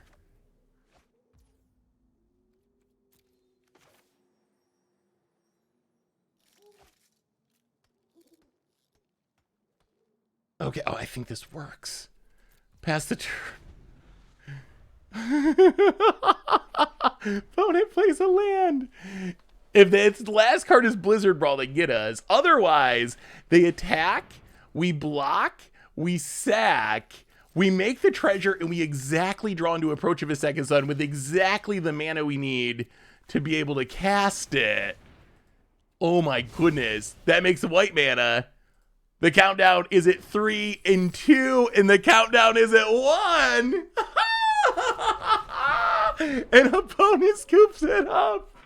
Oh, that was the most alchemy of wins. That was the most alchemy of wins I've ever seen. That was alchemy to the max. Wow. This Ooze deck is kind of sweet, I gotta say. The Ooze deck is sweet. Oh, that was such a hilarious win. See, I mean, this is what makes the format kind of fun. This is what makes it kind of fun. Like, we're playing this mono black deck, and next thing you know, there's Approach of the Second Sun in our library, and we're counting it down, and we have this line that just wouldn't exist. Like, the whole way that game went, I thought it was really fun and interesting, although it's cards that don't even exist in the standard format. So that is the fun of this format, is stuff like that happening, stuff that just literally can't happen in any other form of Magic. So I'm not going to try to sell you on spending all your money on Alchemy because the economy's messed up. Though I don't swear in content. The one thing that gets me very close to swearing in content is the arena economy. Like, the arena economy, it's messed up. The Alchemy economy, even more messed up. That's probably the most messed up part of the messed up arena economy. But just as far as, like, having fun, wacky games of Magic, I like Alchemy. Like, it's fun. Like, that was a really cool game that couldn't happen in any other place in Magic. So, on that note, though, everyone, it's Monday. I'm supposed to upload the podcast like a half hour ago. We went a little long today, but that means I better run and go upload the podcast and go pick up Bear from the Sitters. Good news is we're going to raid someone pretty sweet, and we will be back tomorrow to have some more fun. Probably, I don't know. We'll see. I don't know what we're going to play. Might be more Alchemy because I'm enjoying exploring these new cards. So yeah, I mean, we're going to have some more fun tomorrow. So thanks for hanging out, everyone. Reminders on the way out the door. Replay YouTube. That's where you can find the old streams. Normal YouTube. If you need some more Magic, there's a fun bunch of Magic in Modern up on the YouTube that just went up, so check out some Doran action. And one more reminder that our sponsor tonight is Card Kingdom. And if you need some magical cards, you can get them at cardkingdom.com. Even get a free goldfish sticker. Just let them know you want one in your order notes. Most importantly, thank you to all of you. Thank you. Seriously, I appreciate it. I know some of you don't really like Alchemy that much, and I don't blame you if that's where you're at, but I appreciate you hanging out and having fun and seeing some wacky Magic. So until tomorrow, everyone, have a wonderful night. I love y'all, and I'll see you tomorrow, 2 Eastern, to have some more fun. So until then, have a good one, and I will talk to you soon.